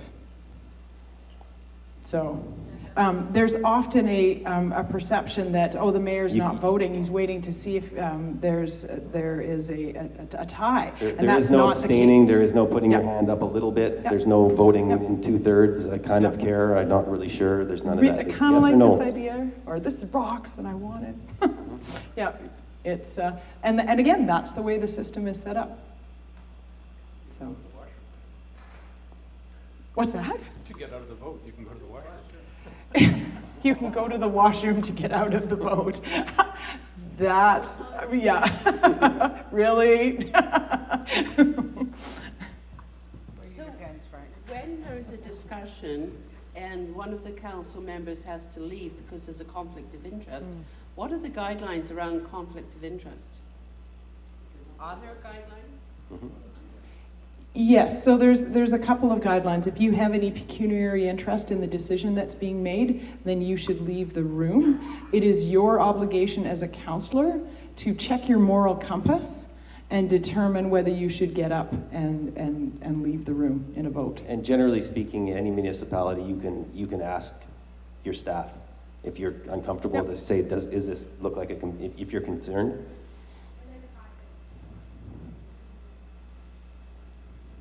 Yes, a tie vote fails. Yeah. Oops.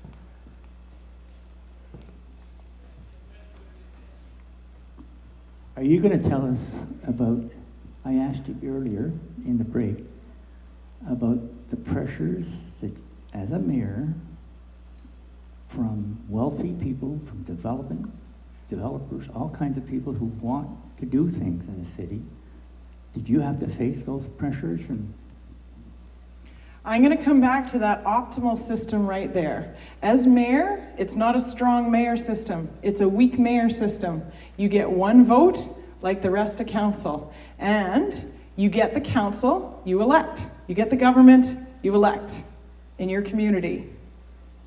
If you don't like your council, then look at each other, right? You elected your council. So it's really important to remember the mayor does not have any additional powers. Now they have additional responsibilities and additional, again, ceremonial role and chairing role and team building role and community spokesperson role, and there are pressures because you're, my kids wouldn't go out for coffee with me anymore because they're like, everybody wants to talk to you. And especially in a small community, everybody wants to bend your ear. And I often would use the opportunity as an educational tool. And I would chat with people. They would, many times people stop me on the street about issues that had nothing to do with local government and had to do with other levels of government. And I would use the opportunity to express to them what my role was as mayor, and that I actually didn't have any control. Maybe could have some influence, but didn't really have any control. So it's a great opportunity to do that. But it's really important to understand the mayor gets one vote, just like everybody else. And the mayor has to reflect the will of council. Once the decision is made, you respect that decision and you reflect it out. And one of the best ways to do that is to say, we debated, and I debated this way, and a number of members of council debated that way. At the end of the day, this was the result, and this is the will of council. Council's job is also to reflect democracy. If it's 3-4, it's 3-4, right? If it passes, that's a decision. You have to. That's how it works, whether you like it or not. That's how the system's set up. So, you were talking about conflict of interest before. What happens if you have a councillor who's an obvious conflict of interest but won't leave the room? What do you do in that situation? Or you've had it as school trustee in the province. What do you do in that situation? Oh, you know what? I've never come across that. I'm not sure that I can answer that really, really well. The gist of it, from how I understand it, is that you can't kick somebody out for conflict of interest. Yeah. It's their own responsibility, and they're asking for trouble. Or legally, they'll just get themselves in trouble. But my rule of thumb is if it feels like conflict of interest, you may as well err on the side of caution and disappear. Yeah, You're not. Yeah. No, declare conflict of interest. Be brave. Don't say you have to go to the bathroom. Come on. Oh. So, summary of system. Citizens elect mayor and council. Mayor and council debate with each other to set policy. Policy is then directed to the CEO, who interprets it and sends it out to managerial team, who operationalize it, all within a budget system. They have conversations back and forth to make sure that that policy direction is clear and understood, and it works perfectly. It's supposed to work perfectly. There's opportunities for problems you might see. Yeah, there's always, if it was just all little blue lines, it'd be perfect.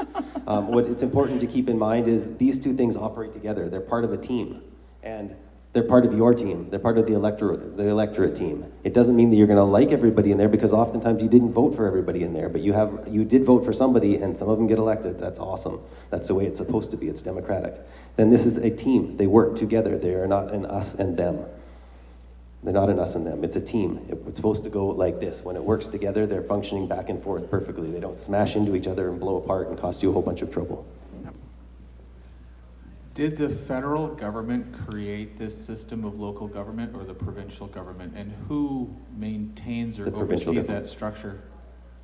The provincial? Yeah. So this could vary from province to province.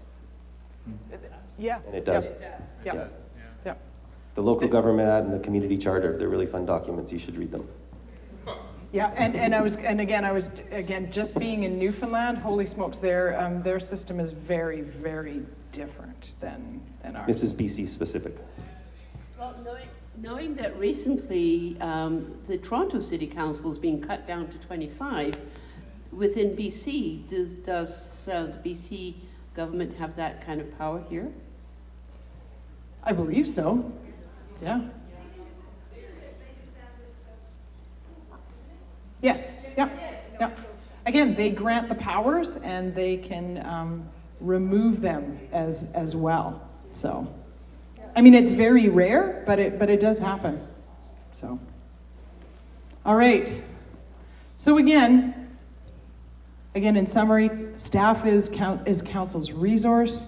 They are the apolitical body. That team environment is really, really important, because when staff stay in their lane and council stays in their lane, it's actually a sweet operating machine. That boat doesn't look like it's going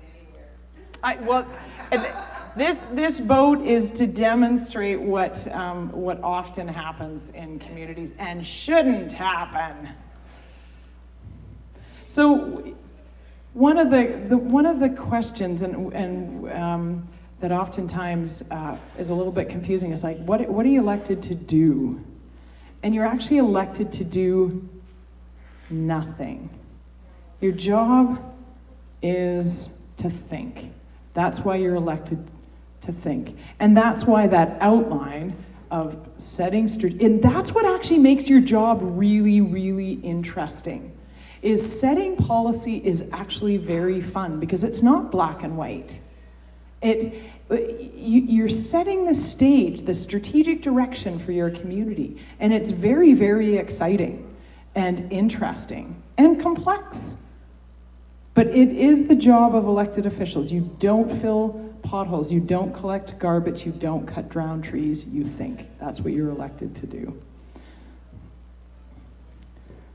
So I have to put in this plug for infrastructure, and that is that the importance of investing in the assets that provide services so that future generations can enjoy at least the same level of service that you have. All right, I am going to skip over this, and we are going to move into the 7 deadly sins. And then we're going to save some room for some more questions and answers. And then we're also going to have a little surprise. Maybe we will, but I kind of promised it to somebody. So, so we're going to go into the 7 deadly sins and how to avoid them. So the first deadly sin, being unprepared. So this is being unprepared as a candidate and being unprepared as a counselor.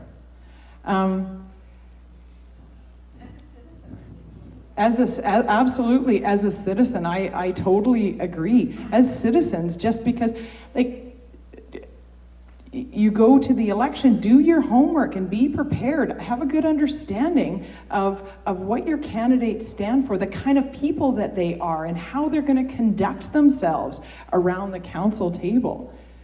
You want to be curious about that. It's important to recognize the level of effort that's required. It's not just, I got talked into running for council. Oh, it's just a couple meetings a month, no big deal. The reality is, there's complex decision making, and there's a fair amount of reading and research and intellectual machinations that go on in the decision making process. And if you're a candidate, you should actually be, like Caleb said earlier, attend council meetings. Meet with somebody who has elected official experience and ask them, hey, what did you like about your job? What was challenging about it? How did you learn how to do your role? Meet with the elections officer and ask them questions about what's involved. Do your homework and be prepared. Once you get to the council table, it is disrespectful to the citizens to show up without having done your homework and being prepared to make a decision. It's embarrassing. Staff do all this work and research to prepare reports for council. Your job is to read those reports, again, do the intellectual processing of that information, and come to make a decision. When you sit at the council table and you ask questions that have already been answered in the staff report, that's disrespectful. And staff are providing this information so you don't look silly, right? It looks silly and it's disrespectful for the rest of your team when you're asking questions and not having done your homework. So it's a very, very deadly sin, okay? Being unprepared. All right, the other 7 deadly sins: spewing catchphrases. I'm gonna bring transparency to town hall because there is none. It's like, really? How do you know? Or I'm gonna clean up City Hall. Okay, how are you gonna do that? Bring them up? Yeah. And I'm going to, what's some of the other ones that, catchphrases? Yes, I'm going to cut taxes. And trim the fat. So what services are you going to cut then? What's the we're providing this level of service, and we tax to the service that we're providing. What services are you going to cut if you're going to cut taxes? One of the things that I will often say actually is that if holding the line on taxes is the reason that our infrastructure is in the condition it is in right across this country. 1/3 of our infrastructure is in poor to poor condition, and it's because of the 3-year mandates to keep taxes low and to keep getting elected. You want to make decisions so future generations get to enjoy the same level of service, not so you can just get elected again. So those catchphrases. That there's something that underlies much of what gets said when people are using standard campaign rhetoric when they say, I'm either going to keep taxes low, cut services, I'm going to trim the fat, I'm going to take back control of City Hall, I'm going to. All of those are saying in some way that either the people who are doing the job are terrible or the people who are carrying out the function need to go. There's every possibility, almost an inevitability, that if you get elected, you will be working with some of these people, and the people that have to carry out the policies that you set are your employees. I don't know about you, but if somebody has said horrible things about me and then the first day they come to work, they ask for some information, I'd be like, Jesus, I'm stupid, I'm kind of incompetent, I don't really know what I'm doing, and this is going to take me a really long time. And if you're somebody who's campaigning and is respectful and is curious and interested, and then you ask for the same thing, and it's like, oh yeah, it's right here. Now, does that happen? Yeah. So keep in mind that when you are saying things to get elected, you know, it shows your character. If you are hearing other people do this to get elected, are they actually going to get something done the way they say they're going to get something done? To me, this whole job is about being relational. Part of being political is being emotionally savvy and being able to relate to people.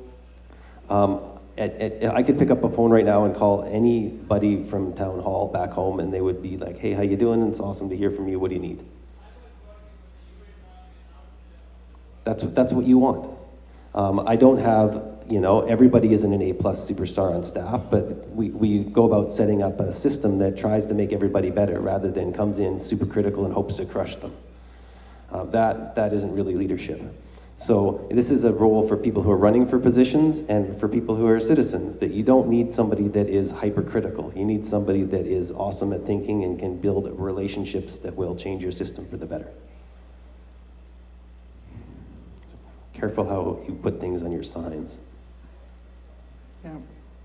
And hold your candidates to account. All right, another 7 deadly sin is being impatient. If you think you're going to get elected and move things along faster or reduce barriers to all sorts of things, local governments... Yeah. You're not. Exactly. You and every other council that's ever been elected has attempted to do that. The system is designed to move slowly, and it's designed... You're not emergency room doctors, and it's not a fast food restaurant. You can't drive up to the window, get your development permit, and away you go.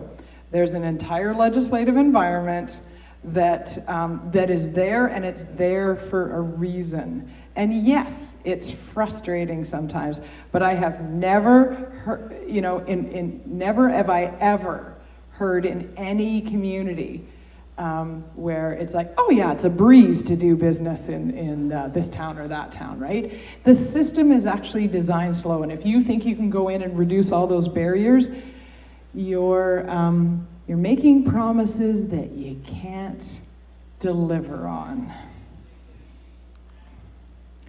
So another 7 deadly sin is having a fixed mindset. Going into the job, I know it all. I sat around the coffee shop, or I sat around the locker room, and I got all my information, and that's the way it is, right? Having that fixed mindset, that you having that sense of certainty. I know what's wrong, and I know how to fix it, and I'm going to go in and do that. And your job is actually to be open-minded and be willing to make decisions and take risks, but not based on that close-mindedness. So to flesh out the position slightly on this, and that's when we talk about being prepared, you can look at a council package as a councillor, and you get that generally 3 days before your council meeting, and when you read through it, and oftentimes there are 500 pages of reading, just as part of being prepared, you will notice that there are times where there are decision points that need to be made. That's part of your job, making decisions. And you need to prepare yourself to come to the council table as if nobody else was going to be there and you are forced to vote. So you're coming with the assumption that you have 50+1 sure in the direction that you are going to set, but not holding on to that so tightly that you choke off the world. Your job is to be what I call semi-permeable, which is you are prepared to make a decision. You're not coming to the council table unprepared. You're like, okay, I've got enough information. I'm like 50+1% sure. I can speak to it. And then you are open to what you hear around the table and other information and the debate that goes on. And you're like, all right, I hadn't thought of that. You have a good point. I'm going to change my mind. I can now go with 48, 47, 46%, and I go that direction. So the preparation is you are prepared to make a decision. You don't wait until the time. You're prepared beforehand, and you are open to the information and the debate that comes forward. That makes for awesome democracy, awesome debate, and a really, really strong council if you have people that do that. The other 7 deadly... Wait. Oh. There's the other part of it, too. If you have no mindset, that super sucks. I don't want councillors to come to the table and they're just like, I'm going to wait and see what he says, because he always reads it. We've seen that happen before, where somebody was like, oh, that guy's really smart, I'll just wait and see how he votes, and... Or I don't like her, I'm gonna wait, I'll see how she votes. Yeah. I'll vote Yes. against it, and that's awesome. Yep. That's the other thing that we've certainly borne witness to, so... So one of the things that I do, because I usually go to council meetings, and I download as soon as possible the agenda.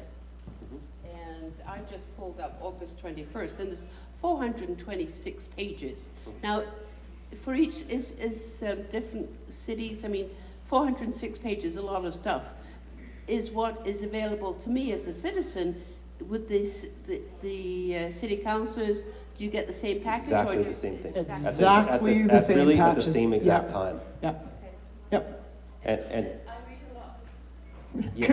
Good for you. And we've worked Yeah. we've worked in communities where, quite honestly, there are people that admittedly say, I read at a grade 5 level, I can't read this stuff, and they just they're some of them are embarrassed about it, or they have to have other ways of going about having it read to them.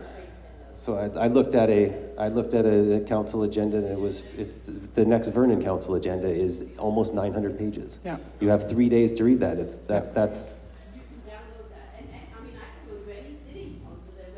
Absolutely.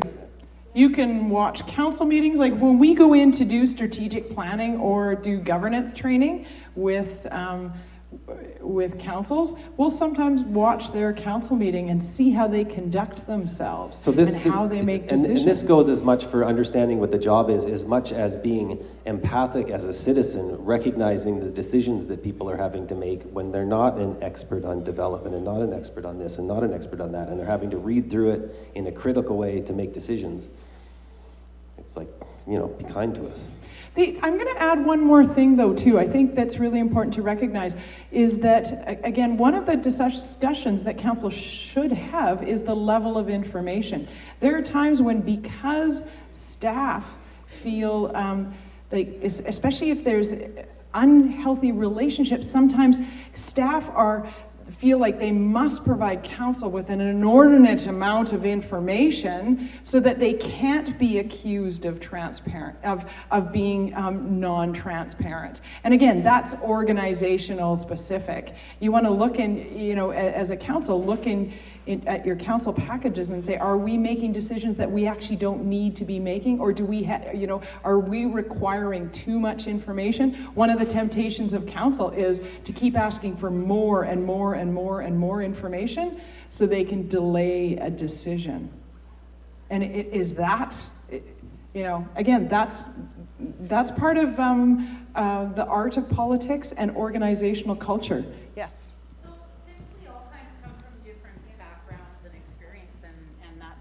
Like, who do you go talk to when you have no idea what the heck you're reading?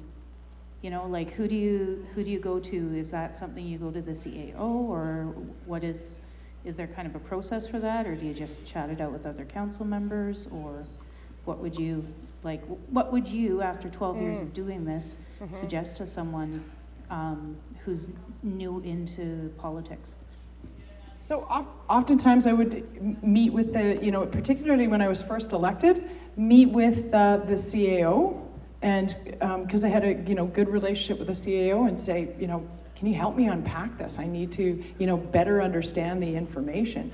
And eventually you get familiar with what you're reading. You get familiar with the terminology and the acronyms. There are so many acronyms in local government, it's unbelievable. And so you'll get familiar with it over time. But CAOs, they realize that when they have newly elected officials, that there is a learning curve. And it's actually important to be patient with yourself during that time as you familiarize yourself. There's also, I think it's really important to have mentors and people that can provide some support.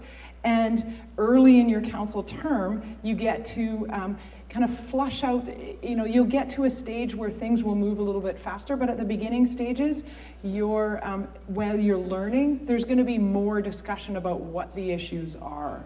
And that's just a matter, again, of facilitating that learning and allowing it to take place. I want to add something else. So the system is designed to clamp down and be protectionistic if necessary. And so I'll explain what I mean by that. You have one employee as a counselor, and fundamentally everything goes through the CAO. If I need something that is additional in terms of recreation that I don't understand, that the recreation director can provide for me, in a loose and liberal system, I can contact them directly, which means when everybody's relationships are good and counselors are respectful and it's not horrible, I'm allowed to do that. If we have a council that is either abusive, aggressive, or uses up way too much time, like there's 6 of us that all want a 2-hour meeting every week with every manager, then it gets clamped down and it goes back to the CAO. Because our system in my town works well, and the communities that we work with that are functioning have found that balance, counselors have access to their managers. People are in these positions and staff that they want to be helpful. It's awesome. They don't want to not be helpful, but sometimes it's demanded of it because bad behavior. Hi, sorry, I have several questions at this point. If there's a city council meeting, is it possible to bring in a panel of experts on a certain issue? And can the council talk to them about these issues directly to help them make a decision on something? Over and beyond staff, not disrespecting what staff says, but to really get to the bottom of an issue, could we bring somebody in, say that's an expert on something that maybe even nobody on staff is that much of an expert on? Is that unreasonable? It just seems like I can't think of instances where that would happen.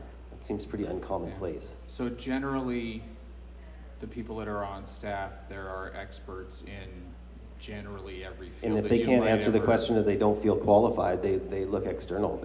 Then they would potentially go somewhere else. Like for example, there's numerous engineering questions that the town of Golden is too small to have somebody specific to that to answer, and so we contract out.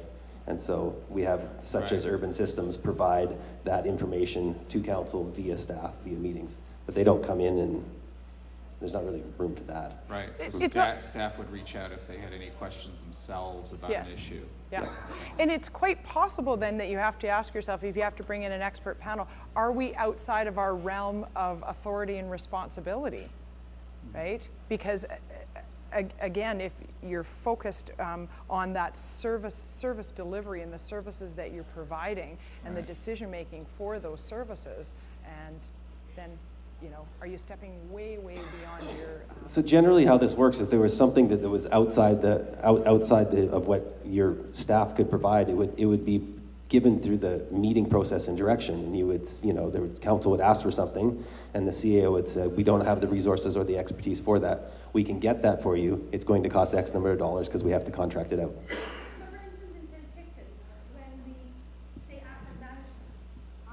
Was before council. It was actually contracted out to, like you said, urban systems or another firm. Yep. So those people were there at the meeting, and council were able to ask those exterior experts those specific questions where staff needed top-up information. So in that way, the expert panel was there at council meetings and available to answer questions. Yep, they're contracted to do that work. And by the way, I watched that meeting. That was awesome. I loved it. It was great asset management.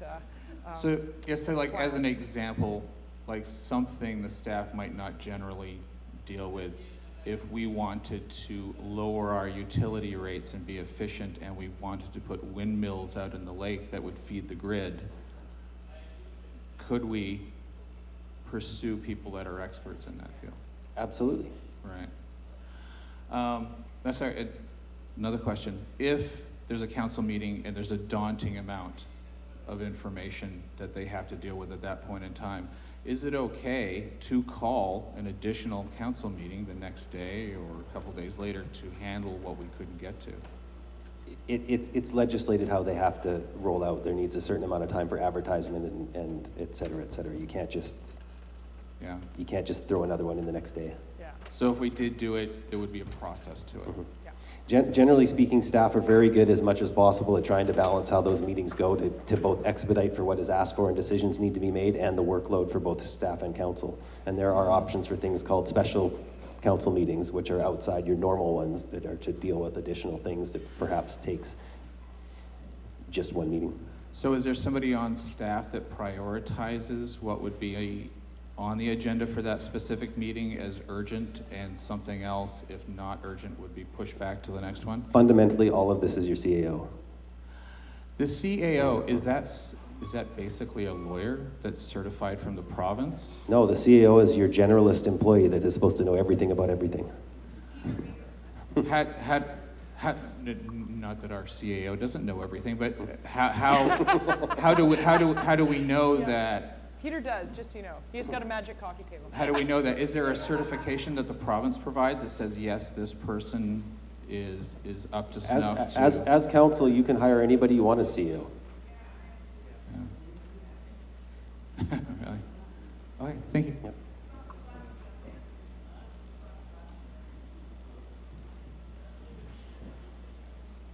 All right. Next, we're in the final round here. Next 7 deadly sin, making everybody happy. And I think we touched on that a little bit.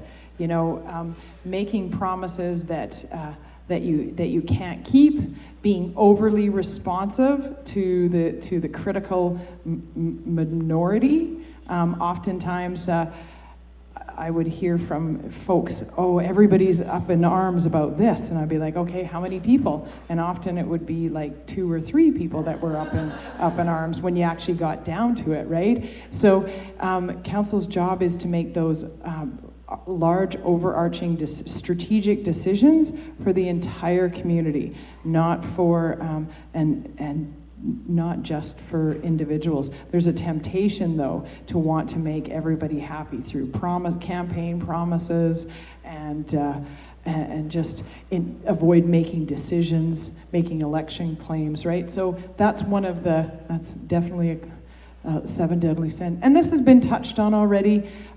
Complaining, criticizing, blaming. If you think about leaders that you admire and that have been written about over history, you never hear, oh my gosh, he was such a good complainer, right? There's often, people focus on what's wrong and pointing fingers at existing councils and pointing fingers at staff, pointing fingers at councils in the past, and there's a lot of complaining and blaming and criticizing going on. What are you going to do to make things better, right? Instead of let's not reduce ourselves to that lack of civility. Please know that I have never met an elected official or a staff person that said, I'm working at this town, I'm working at this city to destroy it. I'm gonna wreck it, and I'm gonna make things really difficult. Everyone runs as an elected official and works for a local government because they care very much about the community and they want to do their best. Just because it doesn't agree with you doesn't mean that that they're evil spawn of darkness, right? There's a deep desire from every elected official that they care very much about their community. And so one of the things that I have learned is that I'm much more forgiving of previous councils, both in my community and elsewhere, in that almost without fail, people have made decisions at the time with the information they had at hand, with the best intentions at the time. And sometimes history doesn't play it out very well. And you're like, oh, that didn't work out very well. If you've been on council for 10 years, you can see times when your decisions turned out better than you thought, and other times you're like, oh, if I had a do-over and I had the information I have now back then, I would have made a different decision. But I'm sure that back in time, as people were making these decisions and things were evolving in our communities and forming who we are, they were doing the best they could with the information they had at hand. It wasn't meant to be terrible. So we have to be a little forgiving of what's come before us. If you knew now, yep. Knew then what you know now. It's the rear view mirror, baby. Another 7 deadly sins, only talking to people that agree with you, right? Being so risk averse and unwilling to kind of talk to people who disagree with you or think differently and are,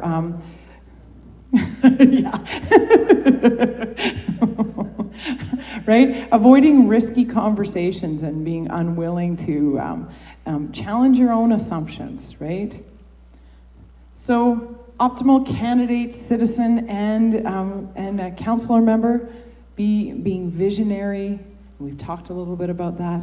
Be a learner, be willing to learn, recognize that there is a huge level of effort that's required, and that it is a fantastic learning environment. I wouldn't trade my experience in local government for anything. It's very gratifying. Being patient, being open-minded, being decisive, be willing to make a decision as an elected official. Don't keep putting it off and off and off. Be willing to make decisions even when they're difficult in light of the information that you have. And we've talked a lot about this, being relational with your teammates, the council around the table, being relational with staff, and relational with your community. But most of all, be curious. How can I do my job better? What do I need to learn? How can I take a number of competing interests and then make a decision based on the information and that long-term strategic thinking that I need to put in place? And as a community, I think, we're seeing the proliferation of social media and misinformation. And one of the stories that I will often tell is, sometimes people would put stuff out on social media, and because I lived in a small community, I'd pick up the phone and say, hey, I just read what you wrote on social media, and I'd be like, maybe I can add a little more information to help, clarify some of your comments, and do with it as you may. And it was interesting because, again, in a small community, people would go like, oh, if I put something stupid on social media, the mayor's going to give me a call, right? So it was kind of recognizing that, there's a lot of negativity out in social media, and there are ways to mitigate it, but it can often be discouraging for folks. I don't want to put, that sense of, I don't want to put myself out there because I might get beat up on social media. One of the challenges and opportunities is to provide, good information and solid, sound information, as opposed to entering into the muck and mire. And if you want information or something from both staff or from your council, and this is for citizens, it's very appropriate to say, this is what I'm kind of want to know about, this is what I'm curious about, and that should get you the information, rather than here's all the things I'm mad at you about, here's why I dislike you, and here's why you're stupid, and please answer this question, idiot. I get lots of those, and it's like, well, I don't really think I'm going to answer that. I'm like, I don't know why I'm an idiot. I'm too stupid for that, and I can't really get to your question. So have a nice day. Thanks for the information. It was lovely to talk to you.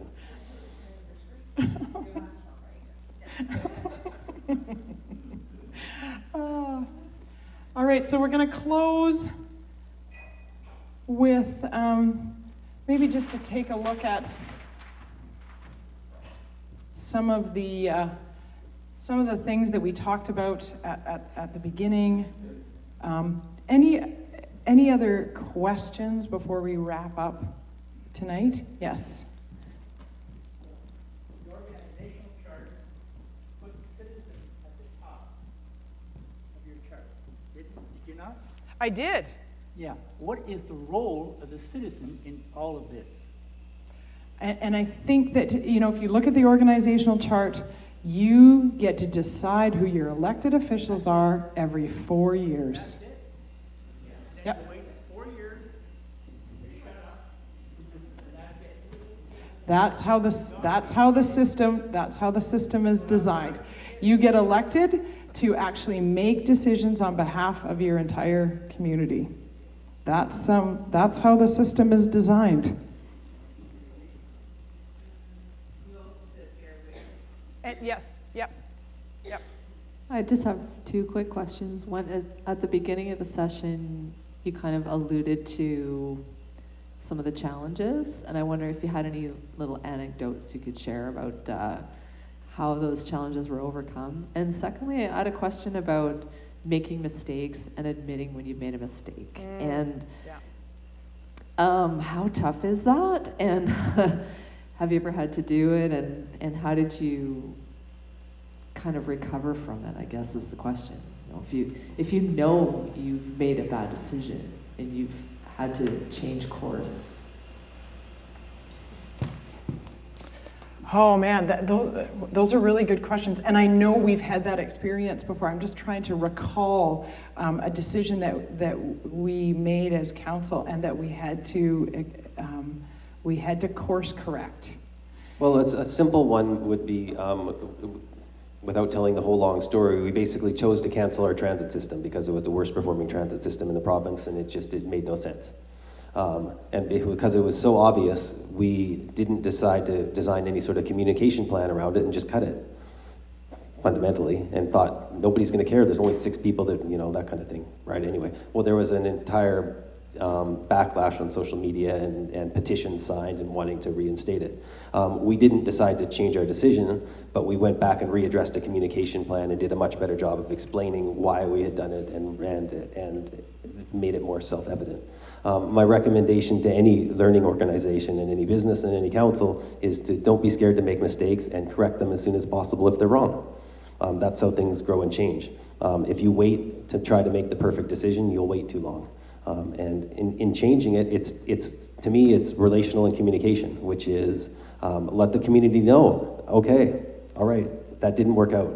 We tried, we thought it was the right thing to do. Now we're gonna have to, it costs money, it costs time, we thought it was the right thing to do. It's played out differently, we're gonna course correct now.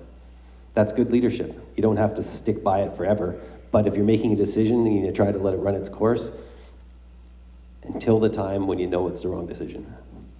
And I would also say that one of the challenges, I think, is that we're actually not willing to elect people. We want people to have, this is what I'm going to do and this is how I'm going to do it, instead of allowing people, leaders, to make mistakes. Because then what we do is we judge people harshly, and then you say, we'll kick those bums out of office, we elect a new crew, they do something else that irritates us, we kick them out, right? We see that cycle happen in community without realizing that we need leaders who are going to be open-minded, willing to change their mind, and willing to acknowledge their mistakes, and willing to course correct.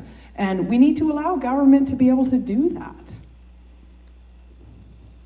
So, yes? Oh, you know what? I'm tempted to say no because I love the work that I do now. That being said, I never thought I was going to run for mayor. So I'm actually just kind of, you never know. I might get involved in politics again. At this time, I love the work that I do, and I'm very passionate about local government services, about sustainability, and working with and good governance. And I feel like in small communities and in local government, there's more of an ability to impact change. So at this time, not really interested in other levels of government. That being said, I don't know what the future holds. Would it be possible for you to put on this kind of a workshop for the general public so they have the information that we have? So this was open to the public, and believe me, one of the things that we have actually done, Caleb and I, in the work that we do, is try to influence change and try to put some pressures on other levels of government to increase, to start including civics in schools, and to increase the training. I really think citizens need to better understand what local government's all about, what services are provided, what cost to provide service. Like I said, when I talk about talking for 7 hours, I did a research project. My master's thesis was on asset management and community engagement, and it was all about infrastructure and infrastructure services, and the cost to provide those services and the linkages, all of that information. I think the public needs to have a better idea. Which brings me to the close, because it's almost 9 o'clock, and you guys have been awesome, and I'm wondering if you will indulge me on something. Yes? Before you close, in order for the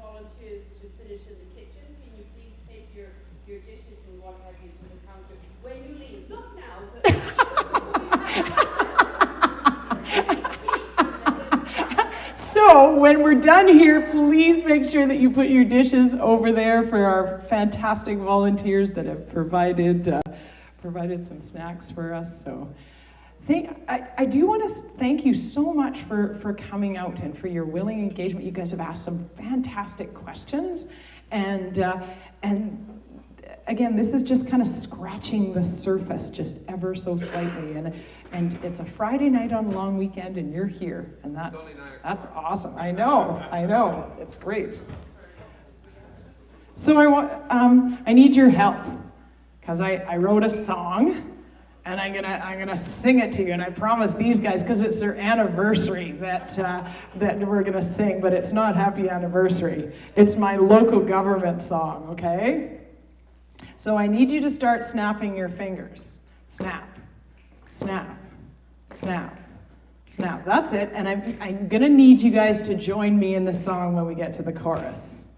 Do do do do do do do do do do. Do do do do do do do do do. Do do do do do do do do do. Do do do do do do do do do. It's early in the season, it's just about budget time. Council wants no tax increase, now starting to lose their mind. The infrastructure gap is growing, we forgot our policy. We've deferred our maintenance, be reactive is our strategy. Down on the corner, under the street, the water main's about to blow. Here's a nickel, tap your feet. Do do do do do do do do do. We're buried under piles of data, and none of it makes sense. Do we need the experts to help clean up the mess? Crumbling roads, leaky pipes, what's their life expectancy? Council needs more information to know what the cost will be. It's gonna be down on the corner, under the street, the sewer main's about to blow. Bring a nickel, tap your feet. Do do do do do do do do do do. How do we tell the public that things are really bad? It's gonna cost some money, and you know they will be mad. We have to tell the truth. Communication is the key for future generations. What's our destiny? It's gonna be down on the corner, under the street, the sewer main's about to blow. Bring a nickel, tap your feet. Do do do do do do do do do. That's my asset management song, and you guys were awesome. Thank you again so much for coming out. Like I said, public service is pretty amazing. It's very gratifying, and I hope you got a good sense of how it's not a magic coffee table. There are folks that are providing that fantastic service for you. Look after your community. All right, thank you so much. Go put your dishes over there.